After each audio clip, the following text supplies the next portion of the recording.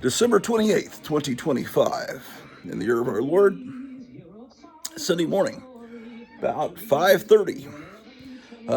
Woke up about half an hour ago, showered.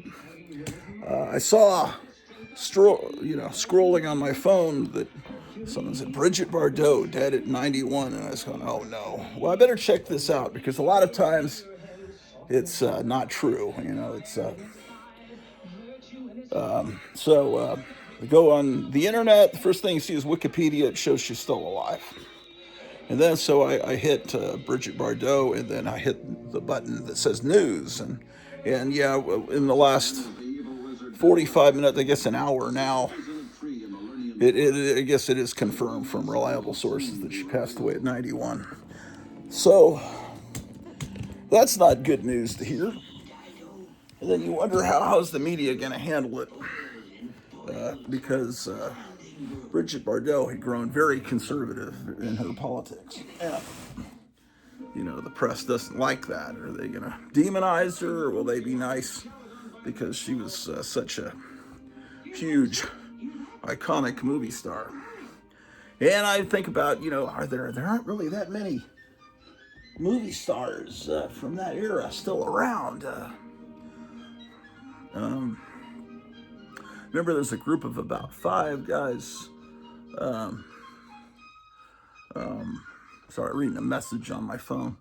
About 5 guys in my 3rd grade class that we all had crushes on Raquel Welch, Ann Margaret, and Sharon Tate. Of course, Sharon Tate had been gone for about 4 years, 3 years at that point. So we were all really angry at Charles Manson. But yeah, it was those 3 girls. And then I remember Star Trek. There were some great crushes from Star Trek, like Angelique Pettyjohn and some other, from the Gamesters of Triskelion. But anyway, Bridget Bardot was always up there. She just wasn't in that group of 3 that somehow came to be something we would talk about on the playground in 3rd grade. But Bridget Bardot, wonderful, very conservative, took care of pets, dogs. Sorry, still sick. Watching the Mighty Hercules here. Cartoon from about 1960. Let me stop this disc here. This great theme song coming up here, which you remember, of course. The guy singing that is Johnny Nash, who about 10 years later sang that song that was on the radio constantly. I can see clearly now, the rain has gone, which, looking back on it, I think that's the first time I ever heard a reggae song. And I didn't know it was a reggae song, but it was kind of a reggae pop song. I can see clearly now. If you listen to the song, you realize, yeah, that is a reggae song. And then Eric Clapton did a cover of I Shot the Sheriff a year or 2 later. And of course, that was a cover of Bob Marley. And that's how, I don't know, that I in the suburbs was introduced to reggae. But there was such a great amount of reggae music in the 60s. And those guys, those musicians were nuts. They do songs about spaghetti westerns, songs about the creature from the Black Lagoon, Dracula. They did all these songs about movies.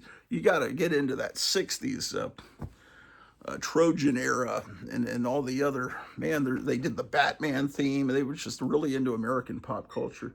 But that guy, Johnny Nash, he wasn't Jamaican, man. He was from Houston. So he had I guess he went to Kingston and recorded some reggae music. I've got to I just put eye drops in my eyes. So that's the final dot for my right eye. See, the final dot there. So my right eye is finished. And then I'm in week 2 of my left eye, and so I just put a dot for that. And And then I'll do another one, later on tonight.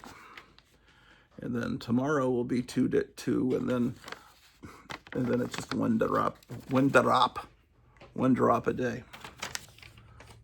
One drop a day.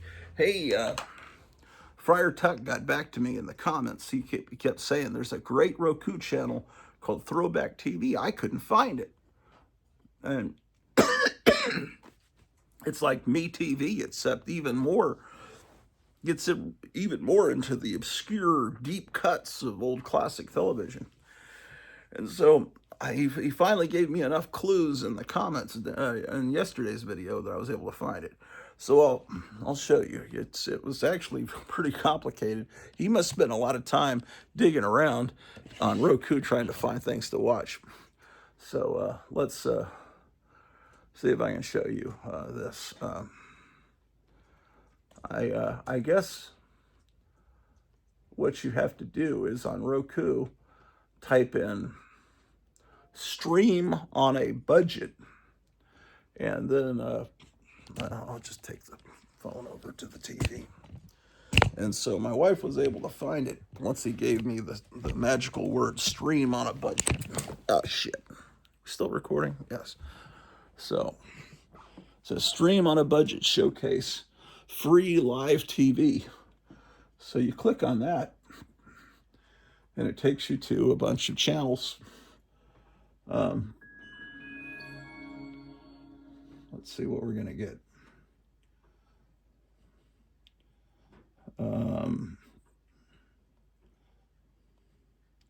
I think you go to classic television networks. And is this where I found it? It may not be.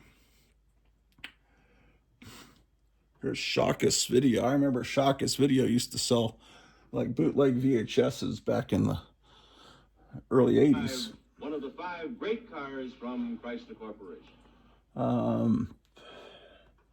I don't think this is the right place. Okay. There's Cliffhanger Classics that has, well, they really only have the Captain Marvel serial, which is great. That was one of the best serials, but it's about all they've got on this channel. Anyway, see, I never would have found this just with the name of the channel. Let's see.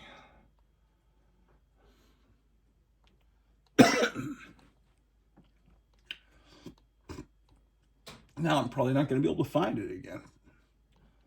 Free TV zone? Maybe it's this. Yeah, here it is. So you have to go to stream on a budget, click on that, then you have to go to, what did it say? Free TV zone? And then you go to this thing here, Throwback Television, which I guess I think they just said it comes from Buffalo, New York. And here's the schedule.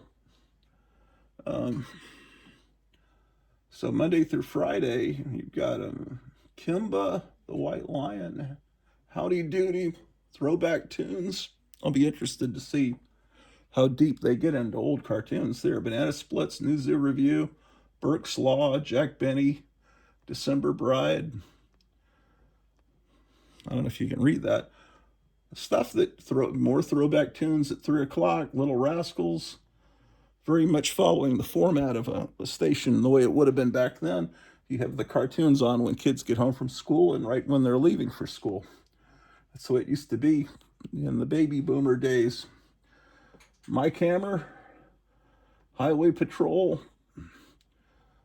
Okay, so and then the primetime hours is what changes every night. On Monday, the Betty White show, man, she was doing a show when I Love Lucy was on the air. I mean, she looked like she was maybe pushing 30 then. She was like immortal. In Search Of, that's a pretty recent show. I mean, from the 70s. To me, that's recent. Captain Isotope. I don't know what that is. Mansion of Mystery. Tuesday, you've got Honey West. Wednesday, Man with a Camera, U.S. Marshal. Some of these shows I've never seen in my life. I've heard their names. Tales of Tomorrow, Science Fiction Theater. And then Friday, Meet Corliss Archer. Saturday, let's see what their Saturday schedule is. Green Hornet right after at 12:30 in the afternoon. UFO, wow. Creature Feature, Ultra Sci-Fi Mania. More Green Hornet. Star Lost, oh my gosh, Star Lost. Sunday Super Secret Midnight Monster Club. I don't know what that is. UFO. Castle of Fear. Lancelot Link. I wonder how many channels like this exist out there that we don't know about. But let's look at what's on there right now. How do I get it to play? It's all very mysterious. Oh, click to watch Throwback TV. I just got to read, don't I? I was wondering, Leaping Frog, how would the Masked Rider get out of So we're this? missing Lancelot Link. But I've got to go to another channel that also I was informed about from Friar Tuck about a year and a half ago, I guess. I don't know when. It was, let me get there. It's called IOTV. And I think it has some weird bootleg, it's some channel that doesn't seem totally legitimate. But it's called IOTV, and you click on it, and it takes you to 1 million channels, some of which are from some other country, but the one I always go to is called Toonami Aftermath here, and then I click on that, and it should be Spider-Man. Yeah, I better turn that sound down because I'll get a copyright claim. And what I already have all the Spider-Man cartoons. Actually, I have all these cartoons probably, but every Saturday and Sunday I'll record they have a 2-hour block of cartoons, and it'll always start with about 45 minutes of Spider-Man cartoons, which I have of the whole series on DVD. And then I'll start recording usually it's about 5:49, and right now it's about 5:43. So in a few minutes, they always have Marvel superheroes that are in the middle of the block. It'll either be 2 of these. There'll be Captain America, Hulk, Iron Man, the Hanna-Barbera Fantastic Four. They don't ever show Submariner, and they don't ever show. They also show Thor, and then they show some Birdman and some Space Ghost, and then it's back to modern times, and they show Earthworm Jim, which I guess isn't modern. I guess that's from the 1990s. And it was not a bad cartoon, Earthworm Jim. It's just not a vintage cartoon that I like. I mean, it's okay. My cough is still bad. I mean, it's not that bad a cough, but it hurts my back, and my back's been messed up last few days. Oh, man. This marker's dried up. So, let's see if the media treats Bridget Bardot nicely. My wife called me to tell me that she passed away, and I said, I already know. I said, I wonder how the media is going to handle her. And she said, so far they've been really cool. But wait till they actually start realizing how considerate, because they probably haven't thought about her in a long time. She's been retired from movies for a while.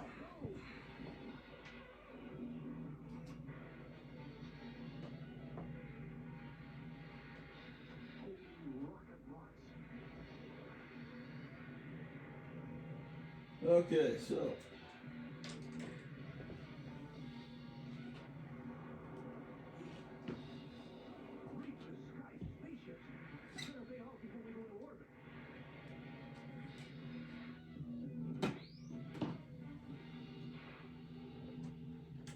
Yesterday we were looking at some comic books, and I remember we looked at Archie's Pals and Gals, but I was wondering in the middle of the night last night, why haven't we already looked at Archie's Giant Size series? Because G comes before P. Why are my Archie comics not alphabetized correctly? It was the mystery in my brain. Let me plug you guys in.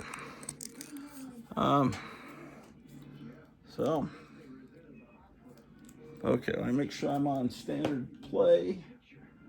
Yeah, okay, I'm gonna record this on a DVD-R as soon as.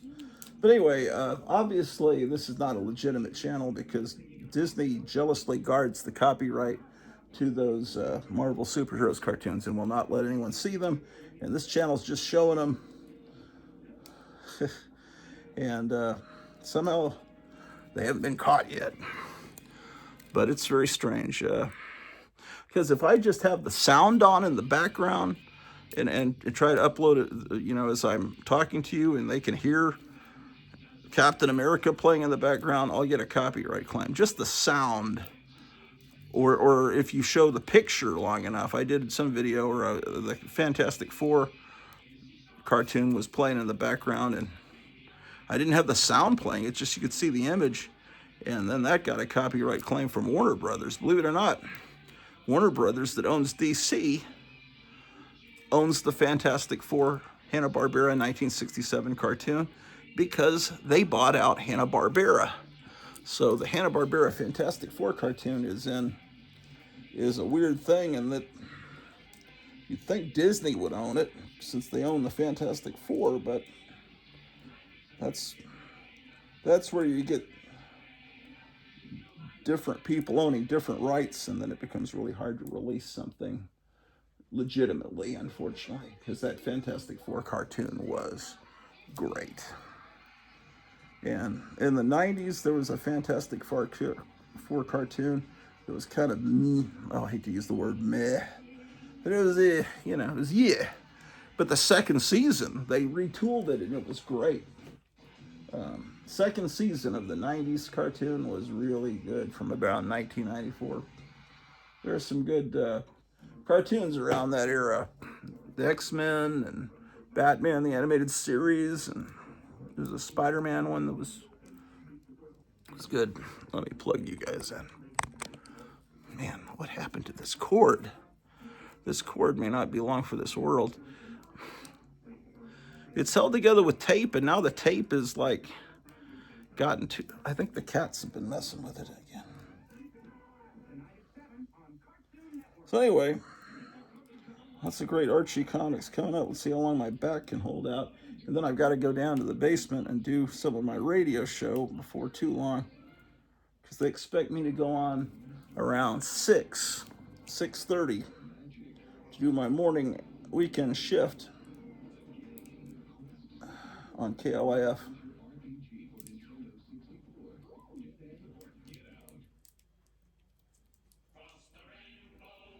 Okay, so they're this morning they're running Thor. Okay, let me turn that sound down. Seriously, Disney does not want you to see these cartoons. I think they reflect a different era that they don't approve of, an era where things were actually good. They don't want people to remember that Marvel Comics used to be good. Man, this cord may be broken. Oh, wait a second. It's broken off in my phone, I think.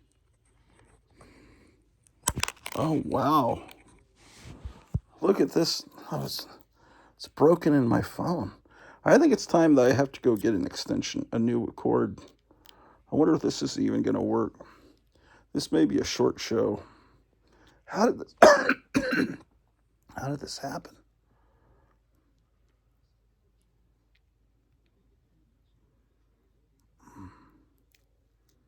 I may need to go borrow a cord from upstairs. Hold on. Okay.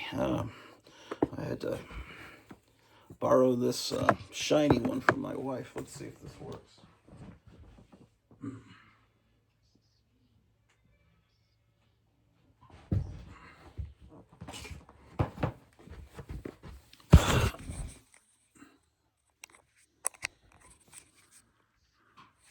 Okay, appear to be charging.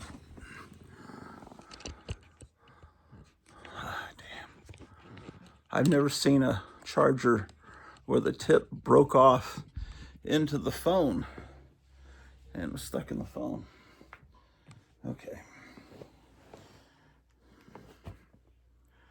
All right. Amazing.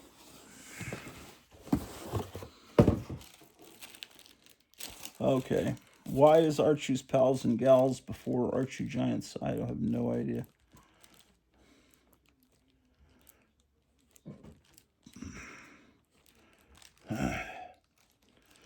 Okay.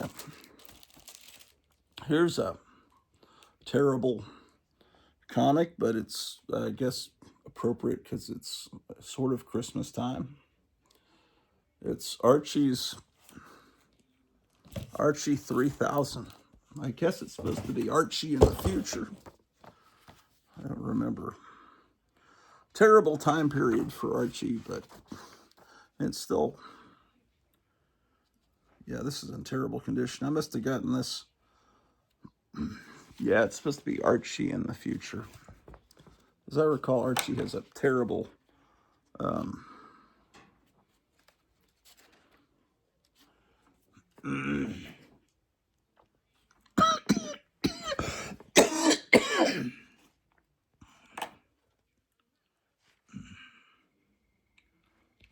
yeah, very unfortunate.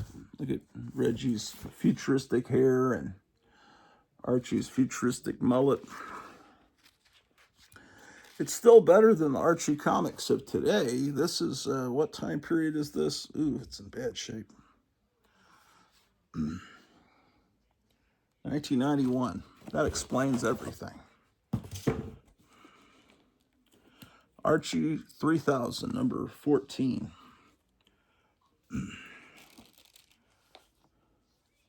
Terrible. Why do I have this? Why do I have this bagged and boarded? This is from 1989, number 7 of the same comic. That's Dan Parent. I keep forgetting about Dan Parent. He's more of a modern Archie artist that draws in the classic style.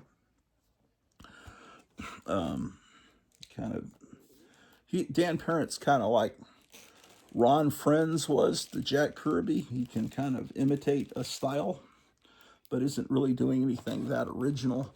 And then he's willing to do kind of commissions where he does that. Oh, that's so terrible looking. I'm so sorry I'm showing you these books. 11. How did I wind up with them?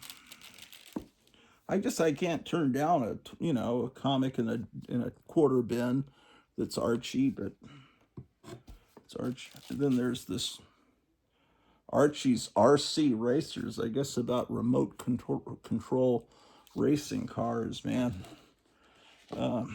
What a weird 1990. What a weird little niche to get into. I know in the 60s, Archie became a superhero to cash in on the Batman TV show, and he became a secret agent to cash in on The Man from U.N.C.L.E. and James Bond, but to have a whole comic about remote control racing. In the 60s, that would be like if there was a whole comic about building monster model kits or model airplanes or slot car racing. That would be far more interesting to me, slot car racing. Okay. It's Archie's TV laugh out. Number 3. Here's one, number 15. This one I've had since it came out. I bought this at the 7-Eleven down the street from me. I would say 1972, at the latest 1973, somewhere in my second grade year, which was 72 to 73. living in Hampton, Virginia. This one also is a comic I've had since childhood. Do you know something? I'm not going to say fun fact because I've never said that in my life, and my wife gets really angry at people that say fun fact, blah, blah, blah, blah, blah, blah, fun fact. But interesting bit of trivia. Sounds better than fun fact. Of course, the song Sugar, Sugar by the Archies, 1969, was the biggest song in the country in 1969. The year of Woodstock, and Sugar, Sugar, this bubblegum song for a Saturday morning cartoon that was really just one guy, Ron Dante. That song, if you see it in the Saturday morning Archie cartoon, and then there's he's singing Sugar, Sugar. He's not singing about Betty or Veronica. He's singing about Sabrina, the teenage witch, because you see that when he's singing Sugar, Sugar, you are my candy girl, it's like it's just about show Sabrina. So you never think about Sabrina being an object of Archie's affection, because she had her own separate boyfriend. Of course, there was a Netflix Sabrina series where her boyfriend immediately starts dating some other girl, and then she starts dating some son of Satan or something, and then they both die at the end, and they're in some kind of weird purgatory, and it was just like, what the hell are you guys doing? Why are you taking these characters aimed at 7-year-olds and having them say Hail Satan and stuff? And the girl that played her was very charming and looked like Sabrina, and the show had kind of a bit of a 60s kind of feel to it, and in the fashion and the hairstyles and stuff, but they just have to screw it up because they can't, everything has to be satanic for these creeps in Hollywood. Which is why I'm glad that Bridget Bardot was able to break away from that and become, conservative and realize, what the agenda, what they were trying to have her push as a young lady in those movies. Anyway, it doesn't matter. It's Star Trek: The Motion Picture.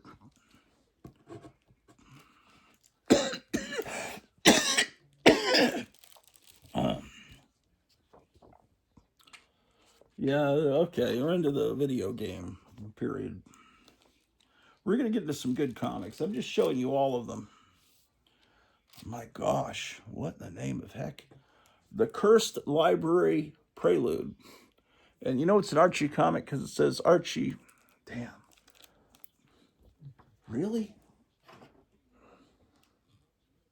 They went this far with it? I don't know, man. That cover doesn't. So this is when they started trying to get real realistic. That's supposed to be Sabrina, and come up with your own characters, man. Make them reminiscent of Sabrina so that we know what you're doing, but don't call them Sabrina. Don't use the official characters from Archie. Oh no, look at this. That's they have little Jinx there next to Madam Satan. Look what they've done to Veronica Lodge. My God. Jughead Jones looks like he's out of Smallville. Oh, is that Archie all tormented? And look. Yeah, this is how the modern generation wants their Archie comics. Are you kidding me? Why do I own that? I don't know. I think I got this as a present. It's okay. I shouldn't complain about it. It's all part of their agenda. Archie Blue Ribbon.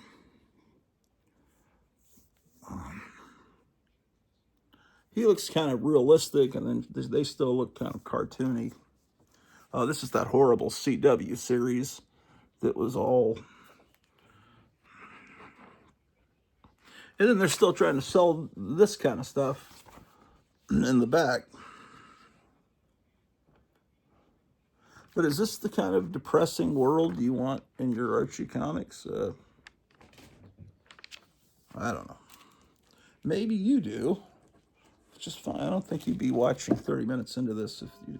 This is a brand new comic. I'd say this came out maybe a year ago. But I got this because, man, it looks like maybe they're going in the right direction. Hot rod racing. They've got the logo looking like Hot Wheels, and we're introducing some new character. Introducing Daisy Thunder. You know, I approve of that direction. Is it raining outside? It sounds like it's raining out. I didn't know it was supposed to rain today. Okay, finally into some good stuff. Archie Giant Series Magazine, number 13. This is something that confuses a lot of people that don't know a lot about Archie, is that's the real title up there, Archie Giant Series Magazine. So it's number 13 of Archie Giant Series Magazine. People see Betty and Veronica. Oh, I have Betty and Veronica number 13. No, you have Archie Giant Size, you know. So, and some of these titles exist on their own, not part of Archie Giant Size. So it's one of those things that it used to be collecting comics was so easy. Classics Illustrated was a little bit difficult, but you could figure that out. And 4-color comics, you know, you'd have to open it up. Oh, this is an issue of 4-color, issued 4-color number 1462. But that was about the hardest. Now it's impossible to collect comics now, I think. All the variant covers. Archie's Christmas Stocking, number 15. I think I saw someone show that. I think maybe Captain Strangelove showed this recently, or somebody did. Could have been Night Tiger.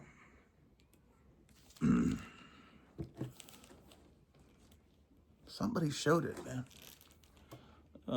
Number 17. Archie's Jokes, but it's actually not issue 17 of Archie's Jokes. Man, it's Archie Giant Size Series Magazine. Just got to be aware of that. Look at the top. Issue 20.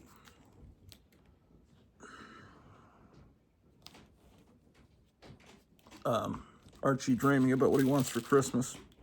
The children were nestled, all snug in their beds, while visions of sugar plums danced in their heads. Here are your keys, son. It's all yours, complete with sugar plums. Santa Claus is referring to Betty and Veronica as sugar plums.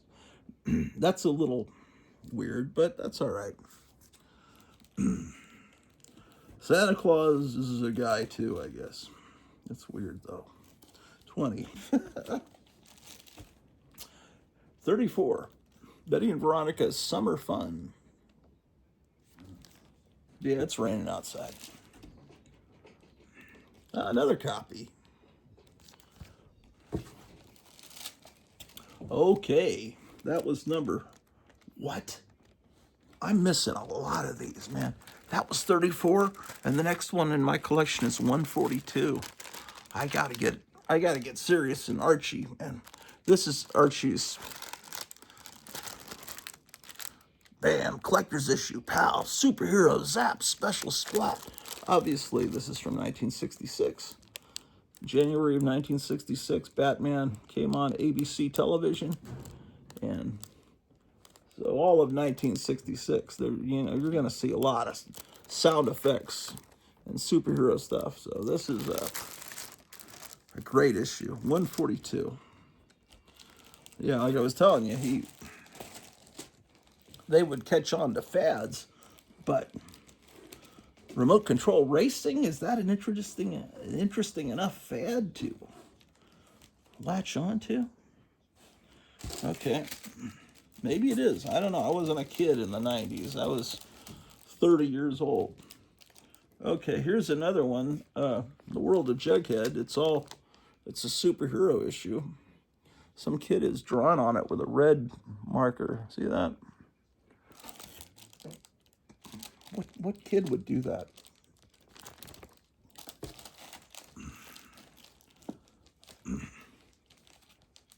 Oh, now they're showing the Fantastic Four.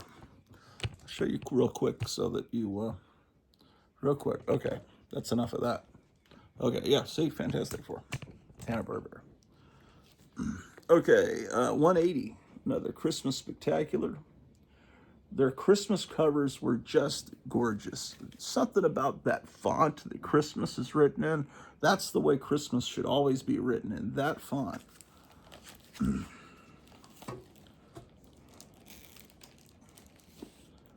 Ooh, this one's got a spine split about halfway down. Should be bagged and boarded. Archie's Christmas Love-In.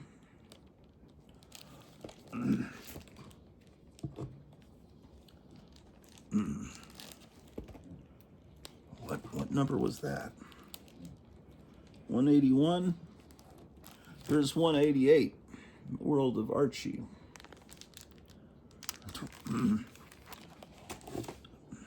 How is Christmas Love-In? What year is that from? Oh man. January 71. If 181 is from January 71 and 188 is a 25-cent comic, that's from 1975. That means they weren't putting out many of these. Let's see, this is no, it's September 1971. It's a quarter in September, but I guess it is thicker than most comics. Yeah, this is thick, like those DC 25-cent comics from around that era. And you can tell that it's reprints from the 60s. You can immediately tell.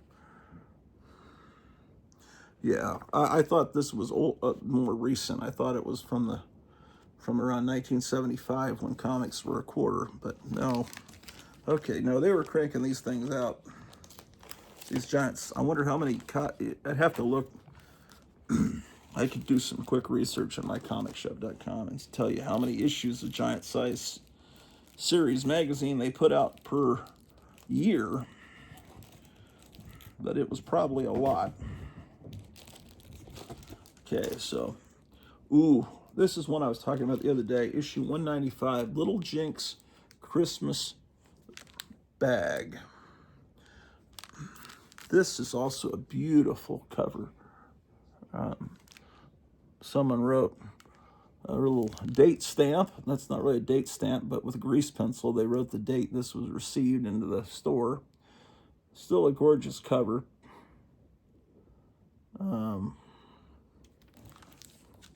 Yeah, Archie Comics could do Christmas comics great. Right down to the little snowflakes and the pictures of the kids at the top. 195. Okay, here's 200. Beach cover.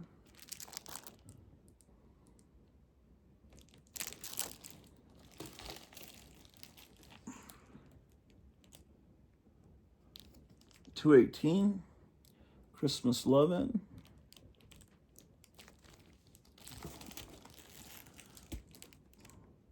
Oh, I have 2 copies of the same issue.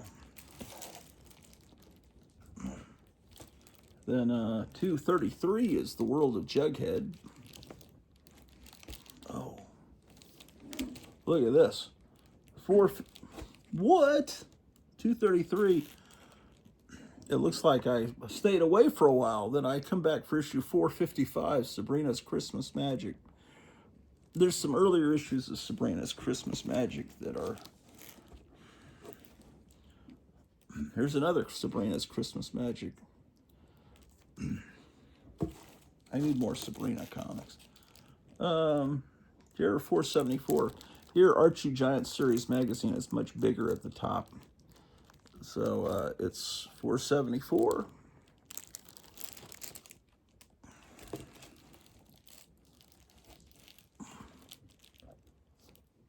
$486. Again, that Star Trek back cover always dates it as being from the very late 70s. $494. And then after the late 70s, it really stops being that spectacular a comic because the 80s and 90s, as I was complaining the other day, just aren't as good. Here's issue 500, Archie's Christmas Stocking. Looks like I have a couple of copies of this issue. This is from 1980.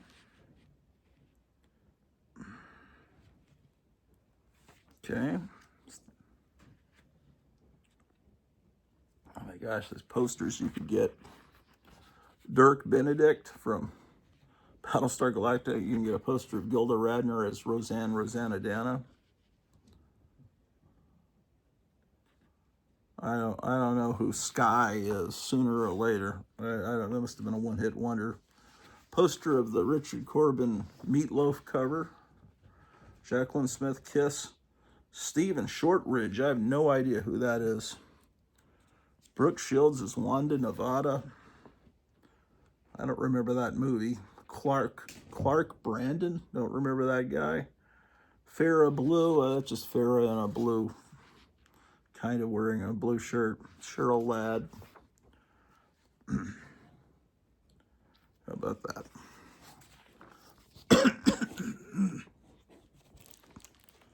Man, this cough is not good. Oh, 503. Sabrina's Christmas Magic.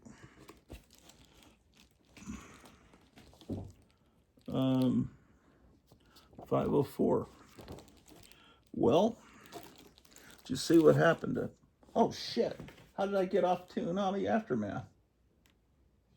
It kicked me out. I've been recording nothing. Did the cat jump up there? Damn. That sucks.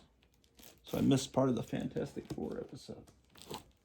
I better put this remote control over here, so... 516.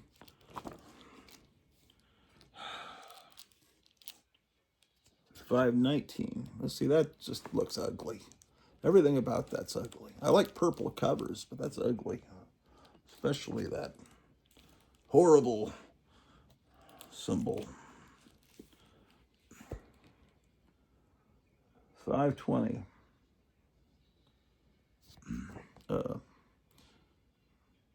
Summer Fun issue. No, stay down, little cat. Okay, $5.22. Little unfortunate that it says, interested in summer fun? Pick us up. You won't be sorry. Look at that, man. That's like something you see on a flyer in Las Vegas. It's a little unfortunate, but I don't think they meant it to come across. That was $5.29. I know they should be bagged and boarded. $5.30.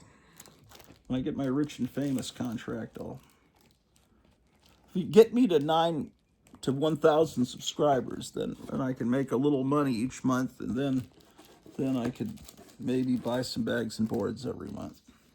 Ooh, this cover doesn't look too bad. What's Dan DiCarlo? It's just striking black cover, Archie's Christmas, with this wonderful logo that I like. $5.35. I wonder how high in the numbering Archie's Giant Series magazine went. $5.36. And again, they're advertising these video games that would kill the comic book industry. $5.52. Betty and Veronica Spectacular.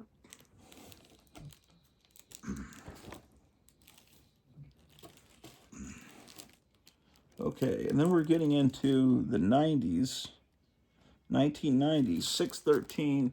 At this point, the cover, it seems like Archie had a brief bit of,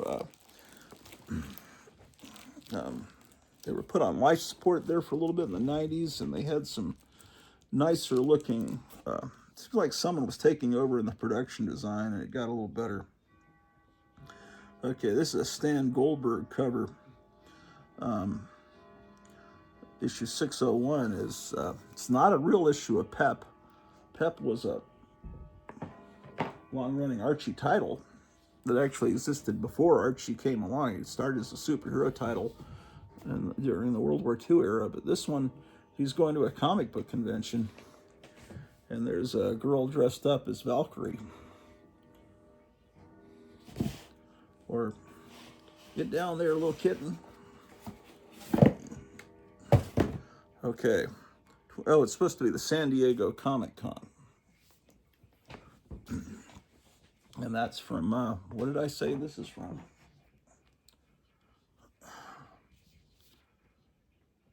Oh, this is 1989. I thought we were just looking at a 1990 one. Are these out of order? Yeah, they're out of order. Yeah, 601 should be before 613. There can't be too many more. 617. Well, I'd always pick up these Christmas stocking ones out of the bargain boxes. 618. Looks like it's all Christmas stuff. That's good.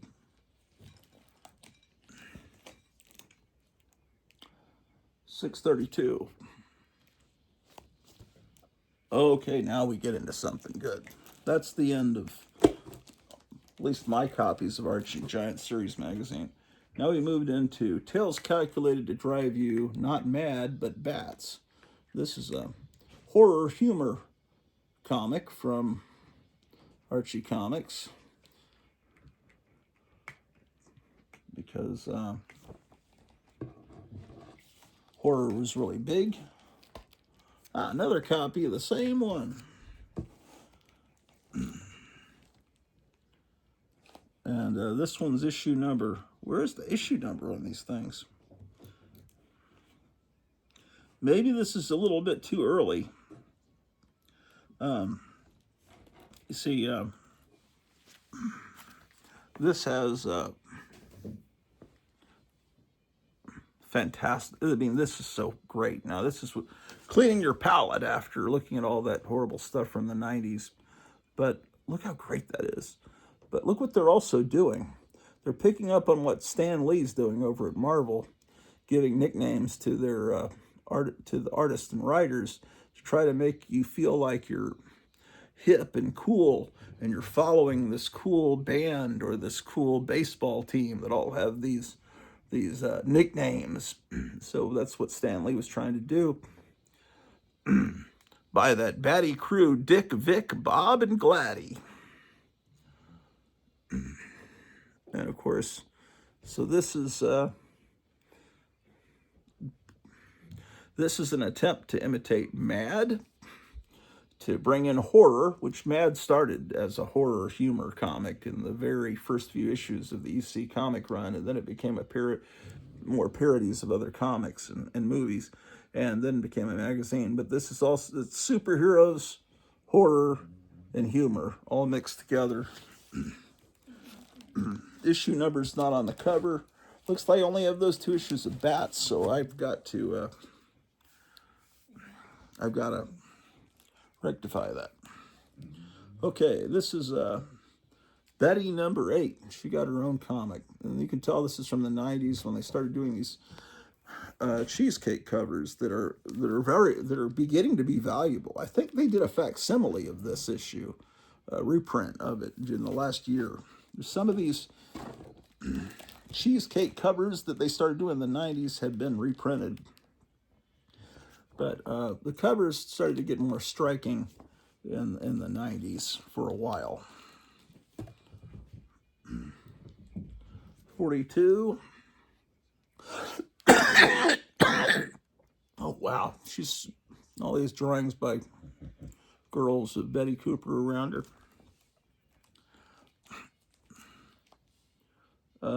63.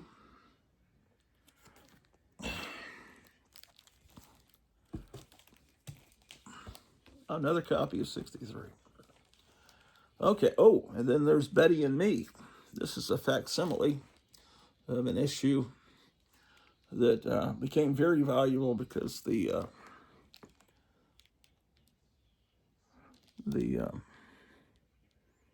I don't think they understood that was a double meaning of that. That was number 16. I have a real copy of 17, but the key collectors don't want 17. 16 is the one they want. Of course, key collectors don't watch my channel. It's 29. At least I hope they don't. Here's number 30, which I'm sure a lot of people have pulled out of quarter bins and thought it was that other one and got all excited that they had a comic worth over $100, but it's not quite. It looks similar. See how you pull this out of a bin? It's like, man, is that the one with the dirty double meaning? But no, it isn't.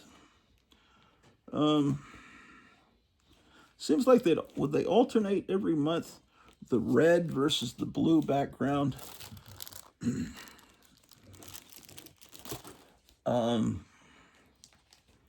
Let's see. So that's 16, 17. Okay. I showed you 29, 30. Golly Moses. 36.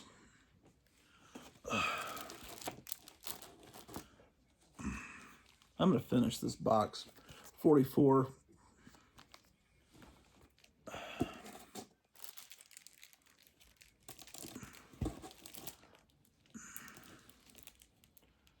$111.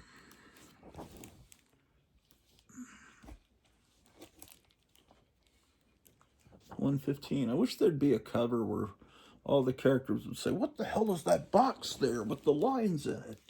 It would be good if they would acknowledge that the box is there. 116.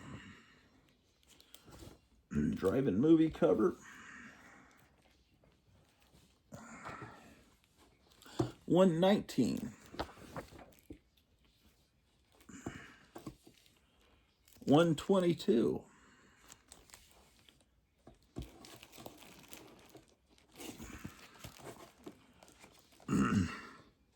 130. They've got a different logo.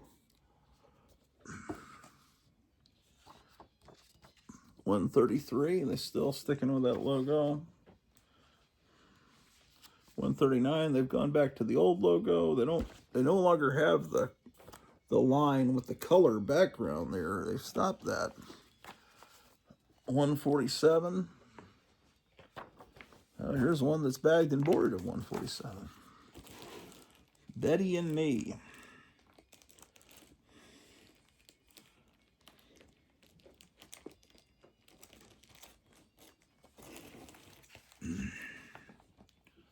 $189.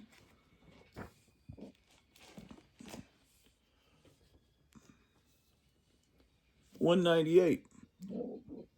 Instead of American Gothic, it says American Comic. Yep.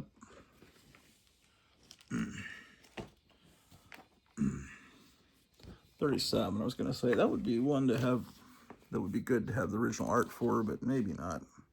It's not that spectacular.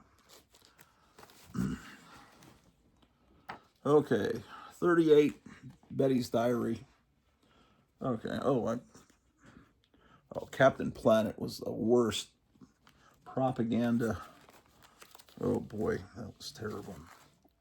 37 wasn't what's his face? Tom Cruise, the voice of Captain Planet. Okay, now we move into something good. Archie's Girls, Betty and Veronica, from January of 1956. Now this is such a great palate cleanser after looking at all this quarter bin stuff from the modern era. Get this stuff back in.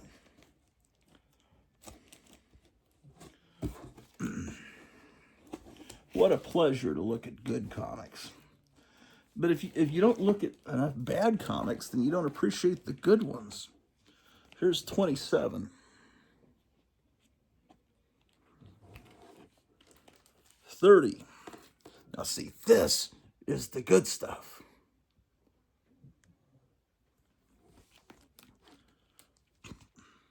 57.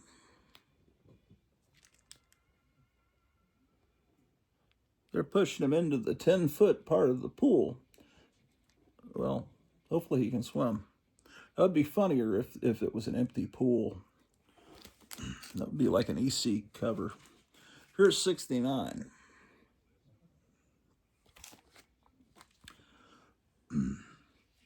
Number 73 from January of 62. That was an Alien cover. Those ugly Earth girls don't stand a chance of winning.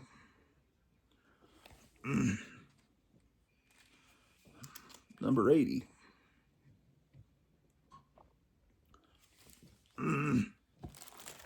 105. 107. Oh, you're about to see a cover that's going to blow your mind. 118. Introducing Super Teen, the mightiest heroine of them all. Obviously, it's 1966, and Batman is on television. 119.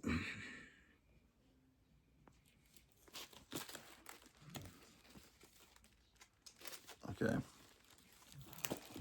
They go from this cover in 118 to this cover in 119, where it's all back to being an ordinary barbecue in your backyard.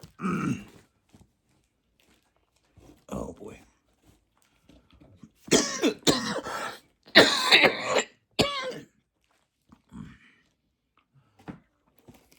Watch me get pneumonia, man.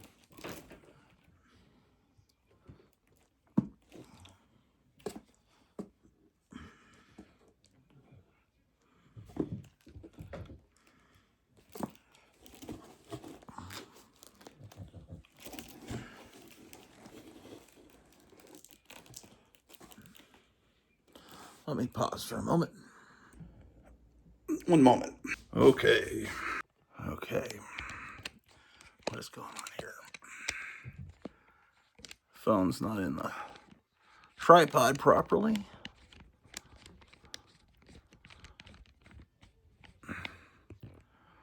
Okay, I think that's better.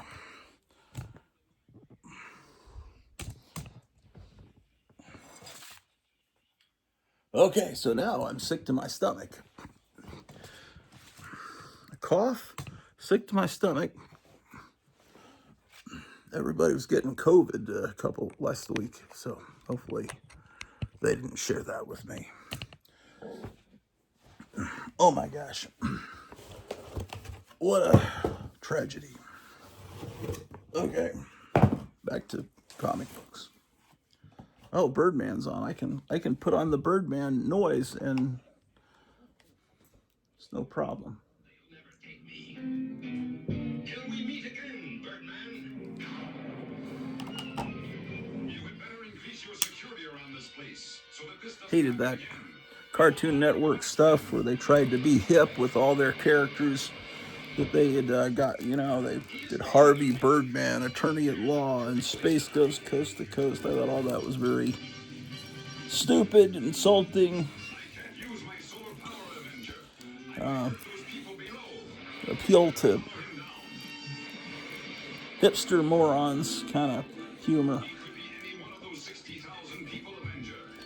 Oh, these old cartoons are so bad. It's funny to make fun of them. They're not bad. You're just a moron, is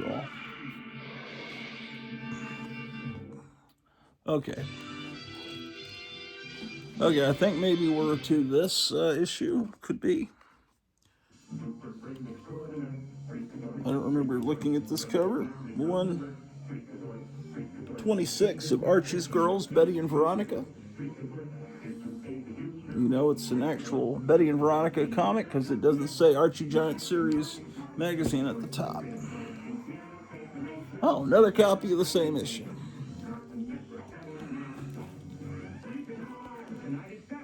Oh, a great cover here. 131. See the influence of the pop art Andy Warhol movement there with the Campbell's soup can that she's dressed as.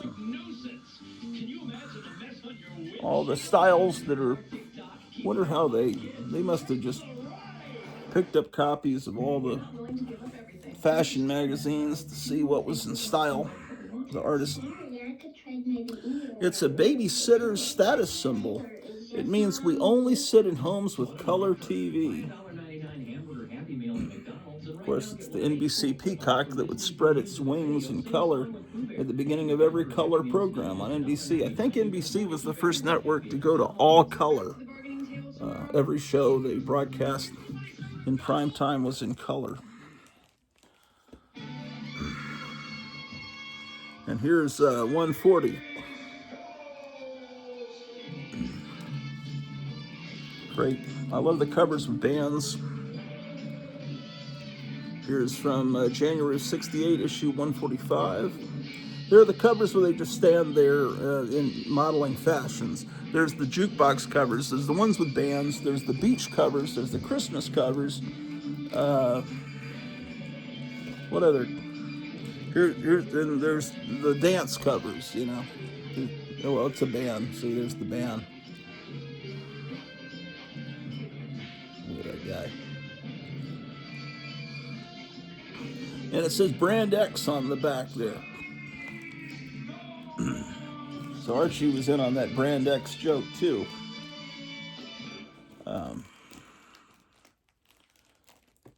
Back then they would have these commercials. It's like these dishes are soaking in Calgon, and these dishes are soaking in Brand X. They don't want to mention the other. They don't want to say these dishes are soaking in Palmolive. Aren't the ones in Calgon looking so much better? If you mention the name of your competitor's product, you might confuse the moronic TV viewer into thinking, oh yeah, Palmolive, I remember hearing that was... So you don't want to mention the enemy's name, so you just call them Brand X.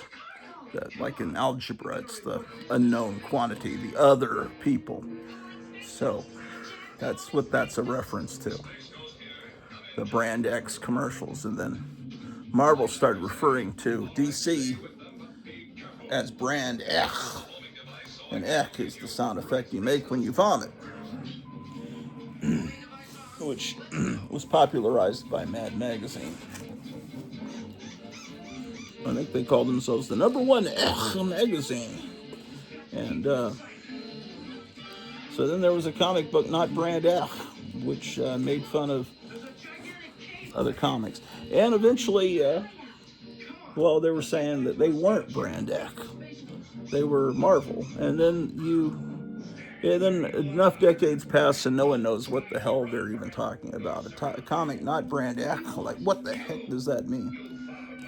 And you have to either have been there as growing up, or you had to be there and just know about the past, you know. Here's 167. It's got a tear at the bottom, I'm just noticing. It's a great cover. Yeah, this girl, you see the tear going up through her neck.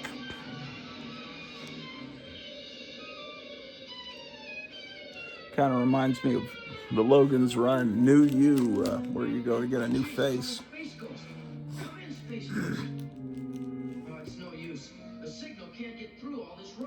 168, got the influence of that Maharishi stuff.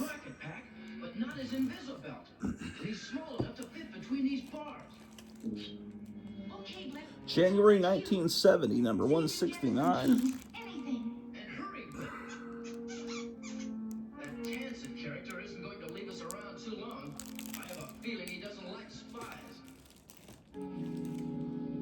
Another copy.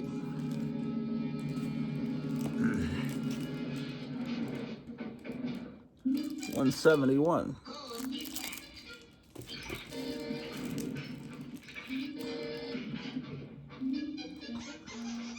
They're going to go protest the ecology movement.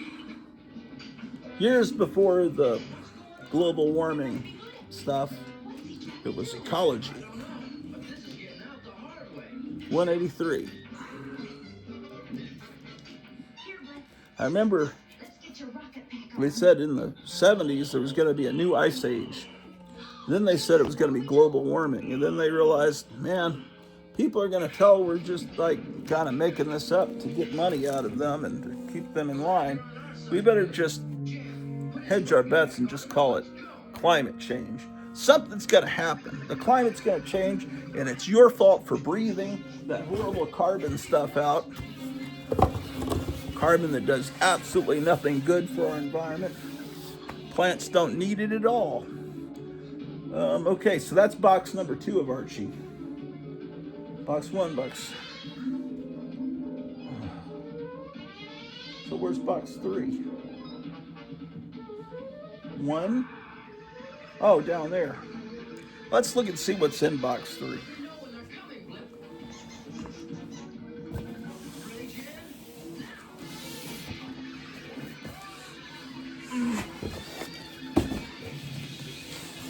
Whatever happened to Tim Matheson, man? Voice of Johnny Quest. I remember he had a career. He was Otter in Animal House. And what's he done the last few decades? What? We're already to laugh? That can't be.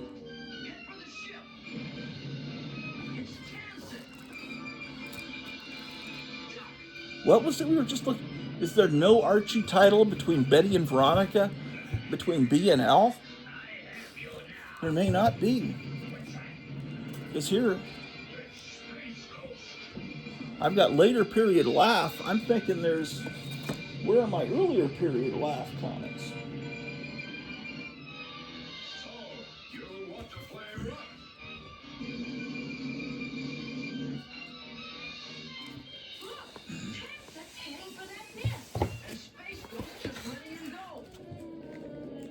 Oh, they're the wrong lids.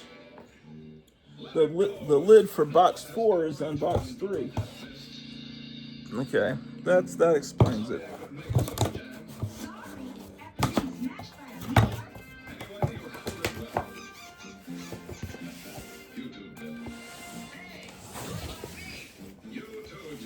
Space Ghost exists because of the Batman TV show as well. It's basically Batman in space with Robin and Batgirl. Wonderful, wonderful show. I'm not knocking Space Ghost, I'm just giving you its family history. Betty and Veronica 189. Guess we can keep going with Betty and Veronica. 194.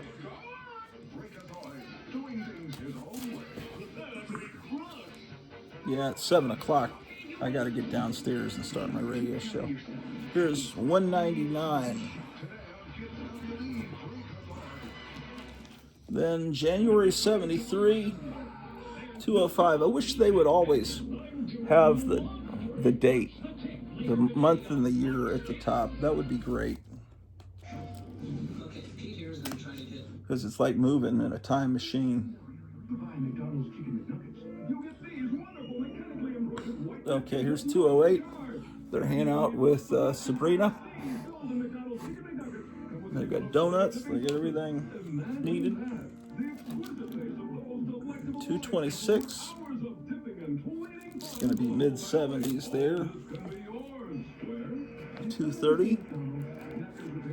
Still before the barcode. Let's see when that comes in. That's 230. 238. We still have no barcode. So that's all right. It's almost like as soon as that barcode comes along, comics started to stink. Oh, 273, there's the barcode. And look what's happened. Disco is hit. Other than I hated disco at the time, but now I listen to it and it doesn't sound that bad. But anything compared to Taylor Swift sounds good. 275.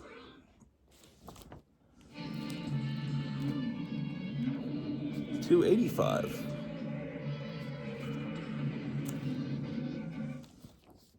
$288. Archie comics tended to sometimes be in stores. This is the Star Trek. Where other comics weren't sold, like in supermarkets. So maybe I could see why they'd have a barcode, but most comics, although Charlton 66 works in a comic store several days a week where they apparently use the barcode on every comic. So, but I've always thought I've never bought a comic book and had someone wave that or shoot that little light gun onto that ever. Okay, 147. This is we're up to the early 80s where you could go rent videos. That's definitely showing that time period. Ooh, beat up. No, this can't possibly be. Oh man, you know something? This is misfiled. This is not the same title. See, this is Archie's Girls, Betty and Veronica. This is issue 304, beat up all the head. And then here's one from the 60-cent era, 325. That's a good cover. Oh, these are all out of order. Here's 308.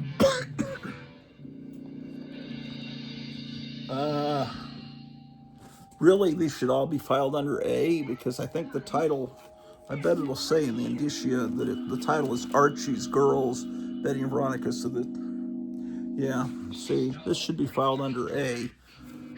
I think I made a decision at some point to file it under B because it just makes more sense. But technically, it's an A title. This came along later in the 90s, and it's just called Betty and Veronica, not Archie's Girls, Betty and Veronica. Some of these are all beat up. Here's 330. This one reflects the punk era.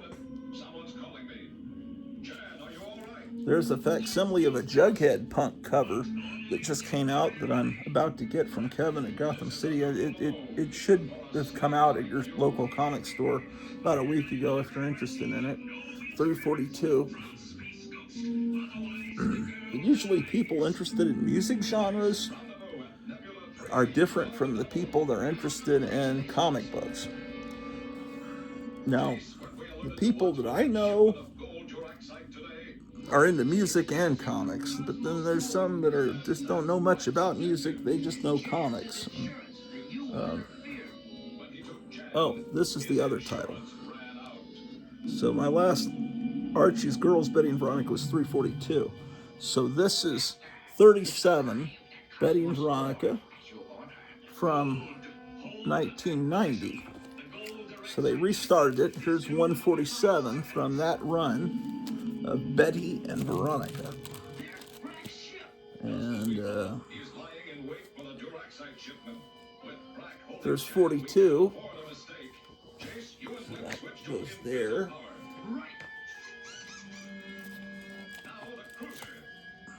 Here's a Halloween dance one.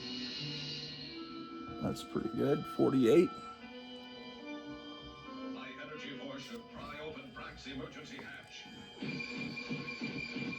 Which is comics never recovered from when they slapped that barcode on them. Okay, here's 56. Now this is a classic cover. Notice how she's got her high heel right there on that mark of the beast, like she put it there just for, the devil put it there. 56. People used to think when that thing came in that it was the mark of the beast, that soon they would tattoo that stuff on us to buy and sell stuff. I think they still want to do stuff like that, put chips under our skins to keep us from buying stuff unless they authorize it.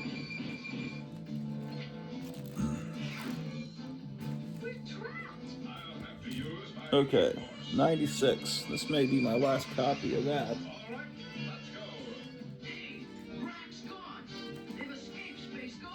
Now, 147 with the video store was the last one I have of that.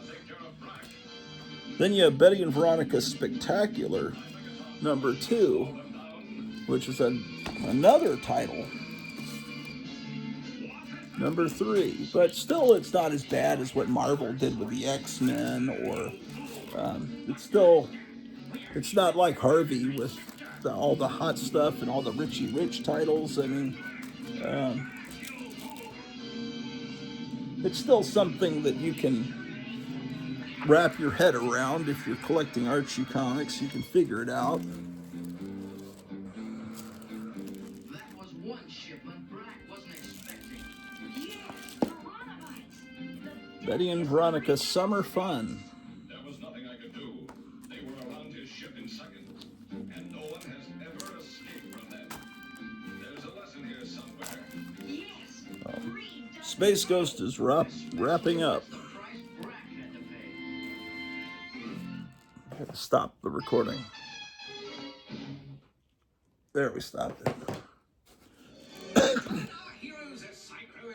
And here's Betty and Veronica, Friends Forever. It's a Dan Parent cover.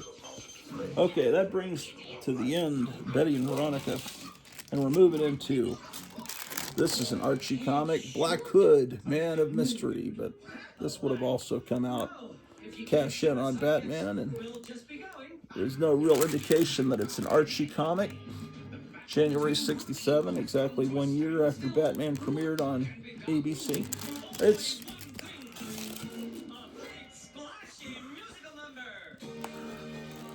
they're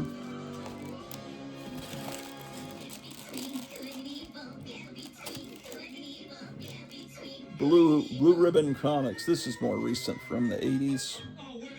To me, 1983 is recent. That's when I graduated high school. And here's a very recent Blue Ribbon Comics. Cheryl Blossom, number 1. See, they brought this character. Oh, this is dear to my heart. Which is my childhood copy, man. It's got to be. It's going to be this one. Yeah, the one that's in my life. I went to the 7-Eleven, the Sacred Store, where I bought comics years. No, it was from in Hawaii, in Hampton, Virginia, in 2nd grade, and I saw this comic, Chilling Adventures in Sorcery, as told by Sabrina. I knew Sabrina from Saturday morning cartoons and from comic books, but look at that, man. It's an Archie comic, but it's done in the Archie House style, but it's grisly horror, man. And see, Earthworm Jim, the design, everything's good, but it tries so hard with this obnoxious music. He's such a groovy guy. It's all all the cartoons of that time period. Freakazoid, he's a freak, he's Freakazoid. It's so annoying, man. It's terrible. Can't take it. Anything created by Steven Spielberg, his versions of the Warner Brothers characters, the Animaniacs, dancing around in a bunch of cartoons that I don't like. Okay, well, anyway, I'll show you. It's it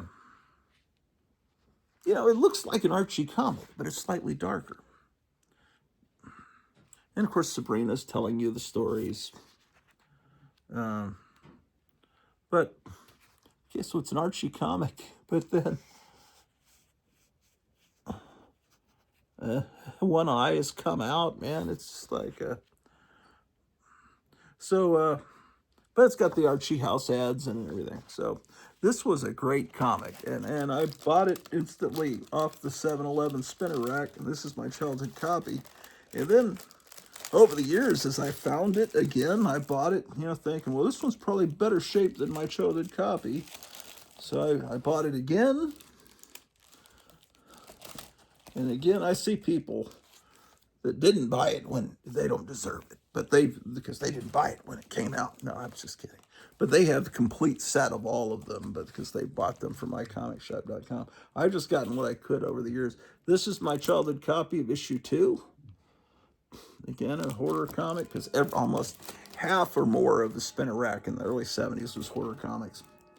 Okay, so I guess they realized that what they were doing might be a little weird, so they, issue 3, it's no longer Sabrina hosting. It's, and it's darker Gray Morrow art, and it's more of a traditional horror comic. It doesn't present itself as an Archie comic.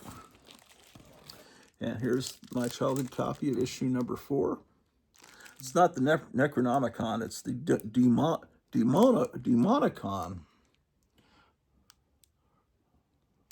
Oh, man. And then, so do I have a complete set? I think I'm missing one issue. Here's 5.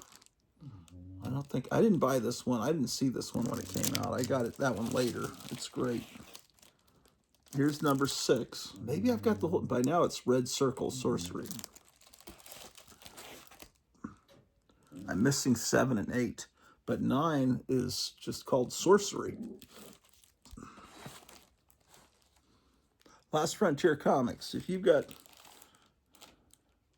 7 and 8, yeah, I need 7 and 8. 9. He's got a comic store. He runs out of his house. I also need issue 10, because here's 11. And that may be the end of that. I don't know if it went past that.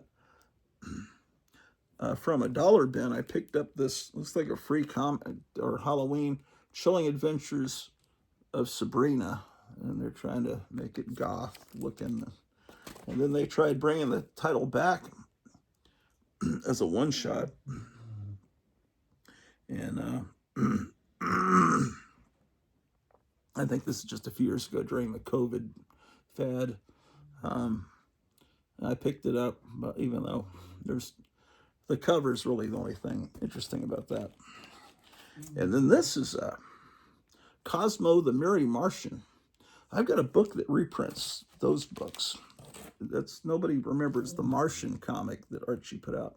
And then we move into Everything's Archie, which is a great comic. This came from the collection of Shannon Link, Richmond, Kentucky, established 1973. He sent me that not long ago. 10. Here's 17. There's 24. Wait, I had some Archie comics I needed to file. Let's see if I have up to that point yet. Now I need to get downstairs. What am I thinking? I'm late for the radio show.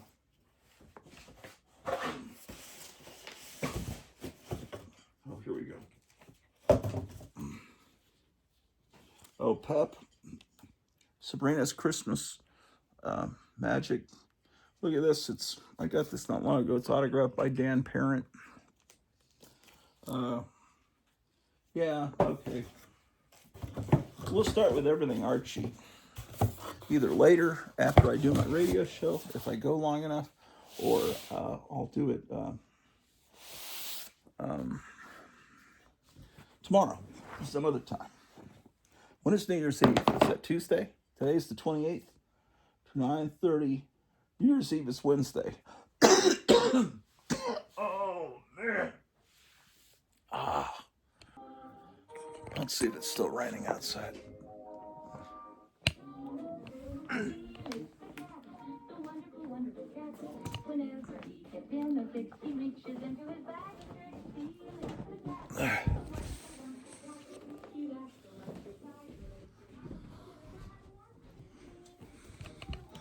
Yeah, looks like a bleak morning out there. We're getting a lot of rain, well, mostly fog, and then this morning rain. No snow lately. Whoa. The cat likes to run under my feet. Hold on.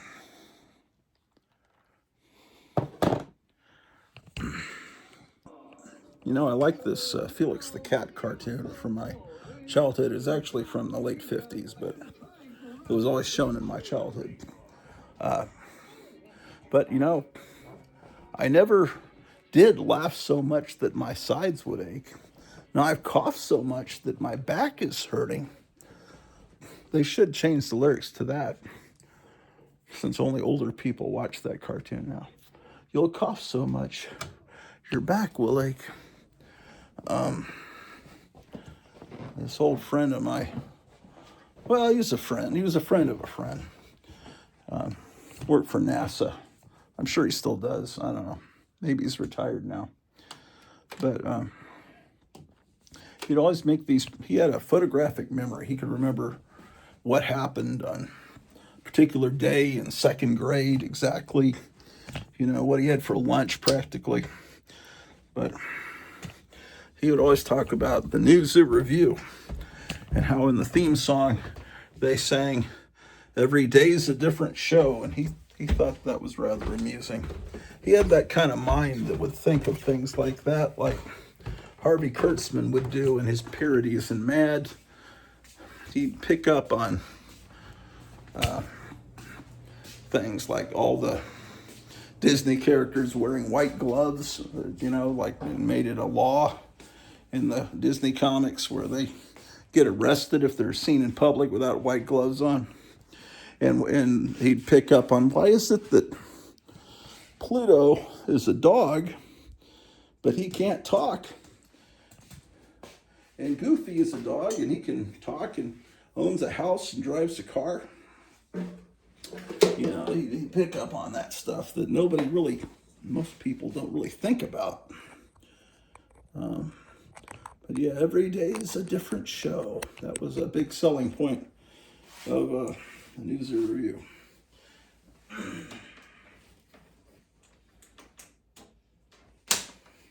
Okay. It's just about time to begin our broadcast. Van Halen from 1984.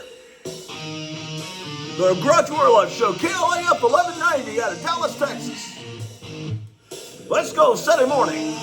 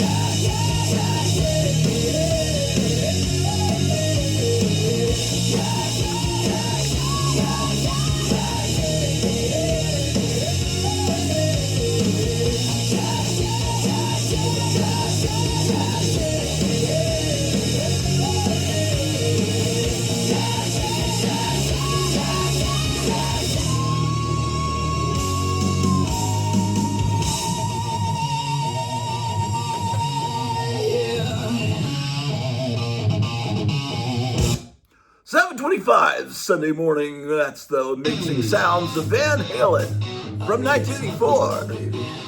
Here's some more Van Halen for you headbangers out there.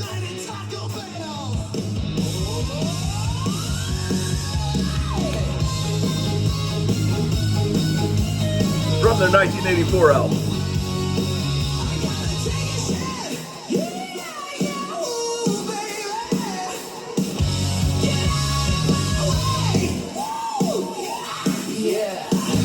Shit.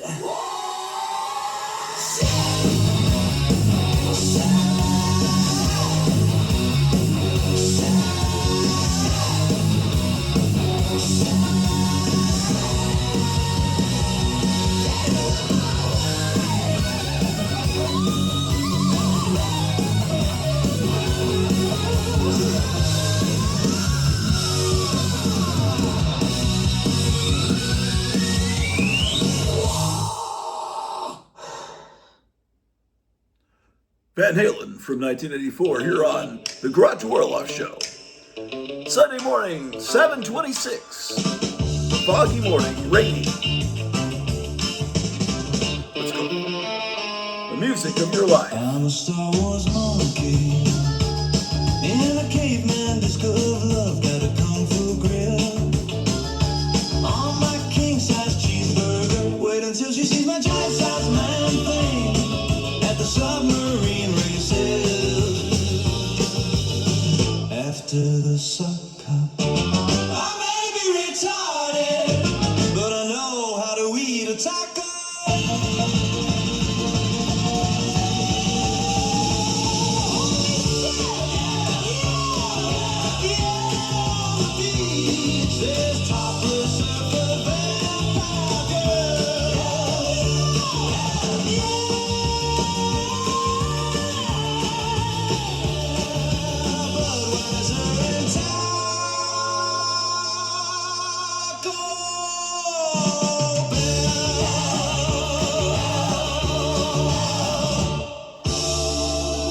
Casey with his great 1964 hit, Budweiser and Taco Bell. You're tuned in to KLIF, the Grottu Orloff Show, Sunday morning. Let's go. 1, 2, 3, 4. This is your free promotion record from Taco Bell and from Grottu Orloff. Holy shit. Shit. Bullshit. Beat it.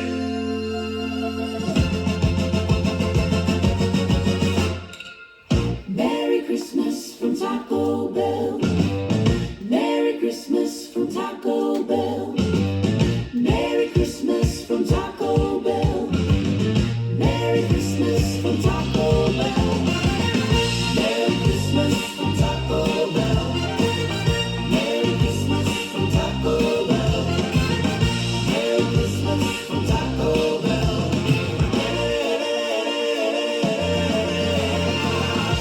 Merry Christmas from Taco Bell. Merry Christmas from Taco Bell.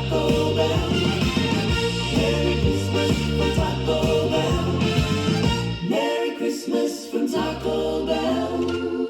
Merry Christmas from Taco Bell. Merry Christmas from Taco Bell. Merry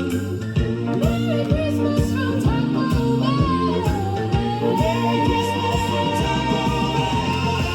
Merry Christmas from Taco Bell. Merry Christmas from Taco Bell. Merry Christmas from Taco Bell. Merry Christmas from Taco Merry Christmas from Taco Bell. Merry Christmas from Taco Bell.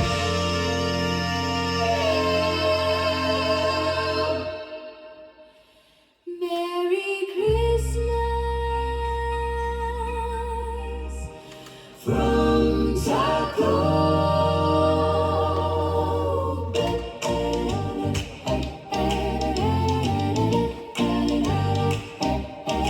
Merry Christmas from Taco Bell. Merry Christmas. Merry Christmas. Merry Christmas. Merry Christmas from Taco Bell. Merry Christmas. Merry Christmas.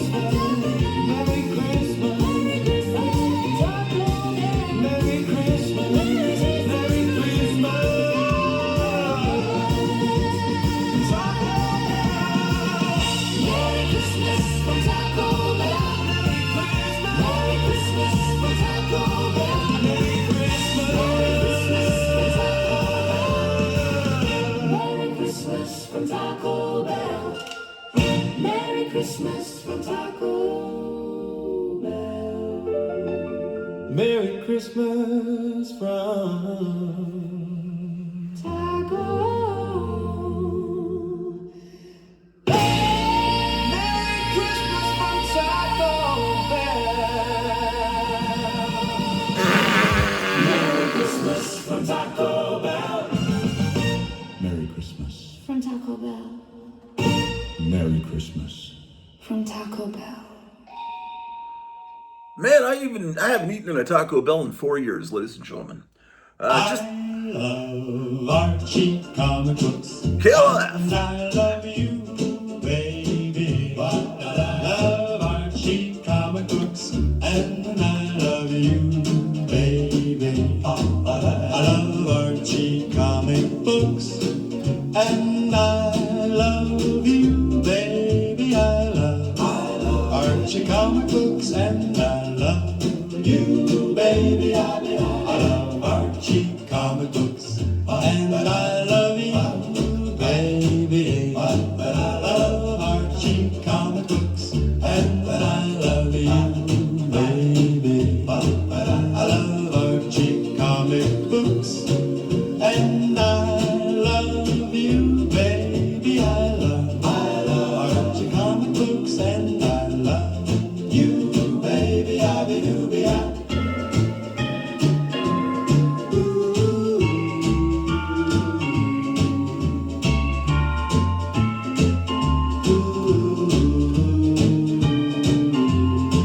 I love Archie comic books, and I love you, baby. I love Archie comic books, and I love you, baby. I love Archie comic books, and I love you, baby. I love Archie comic books, and I love you, baby.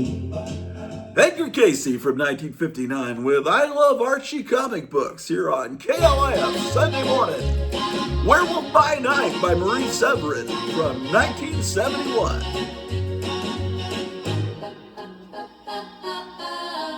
I should've known he was the type to break my heart under the full moonlight. Now he's a werewolf by night. He was an angel in the sunlight, but now he's a werewolf by night. And I can still hear him howling at the moon under the midnight sky. My poor heart is crying for you. The sun's rising high, and I can still hear him howling at the moon under the midnight sky. My poor heart is crying for you. The sun's rising high. Now he's a werewolf by night. He's a werewolf by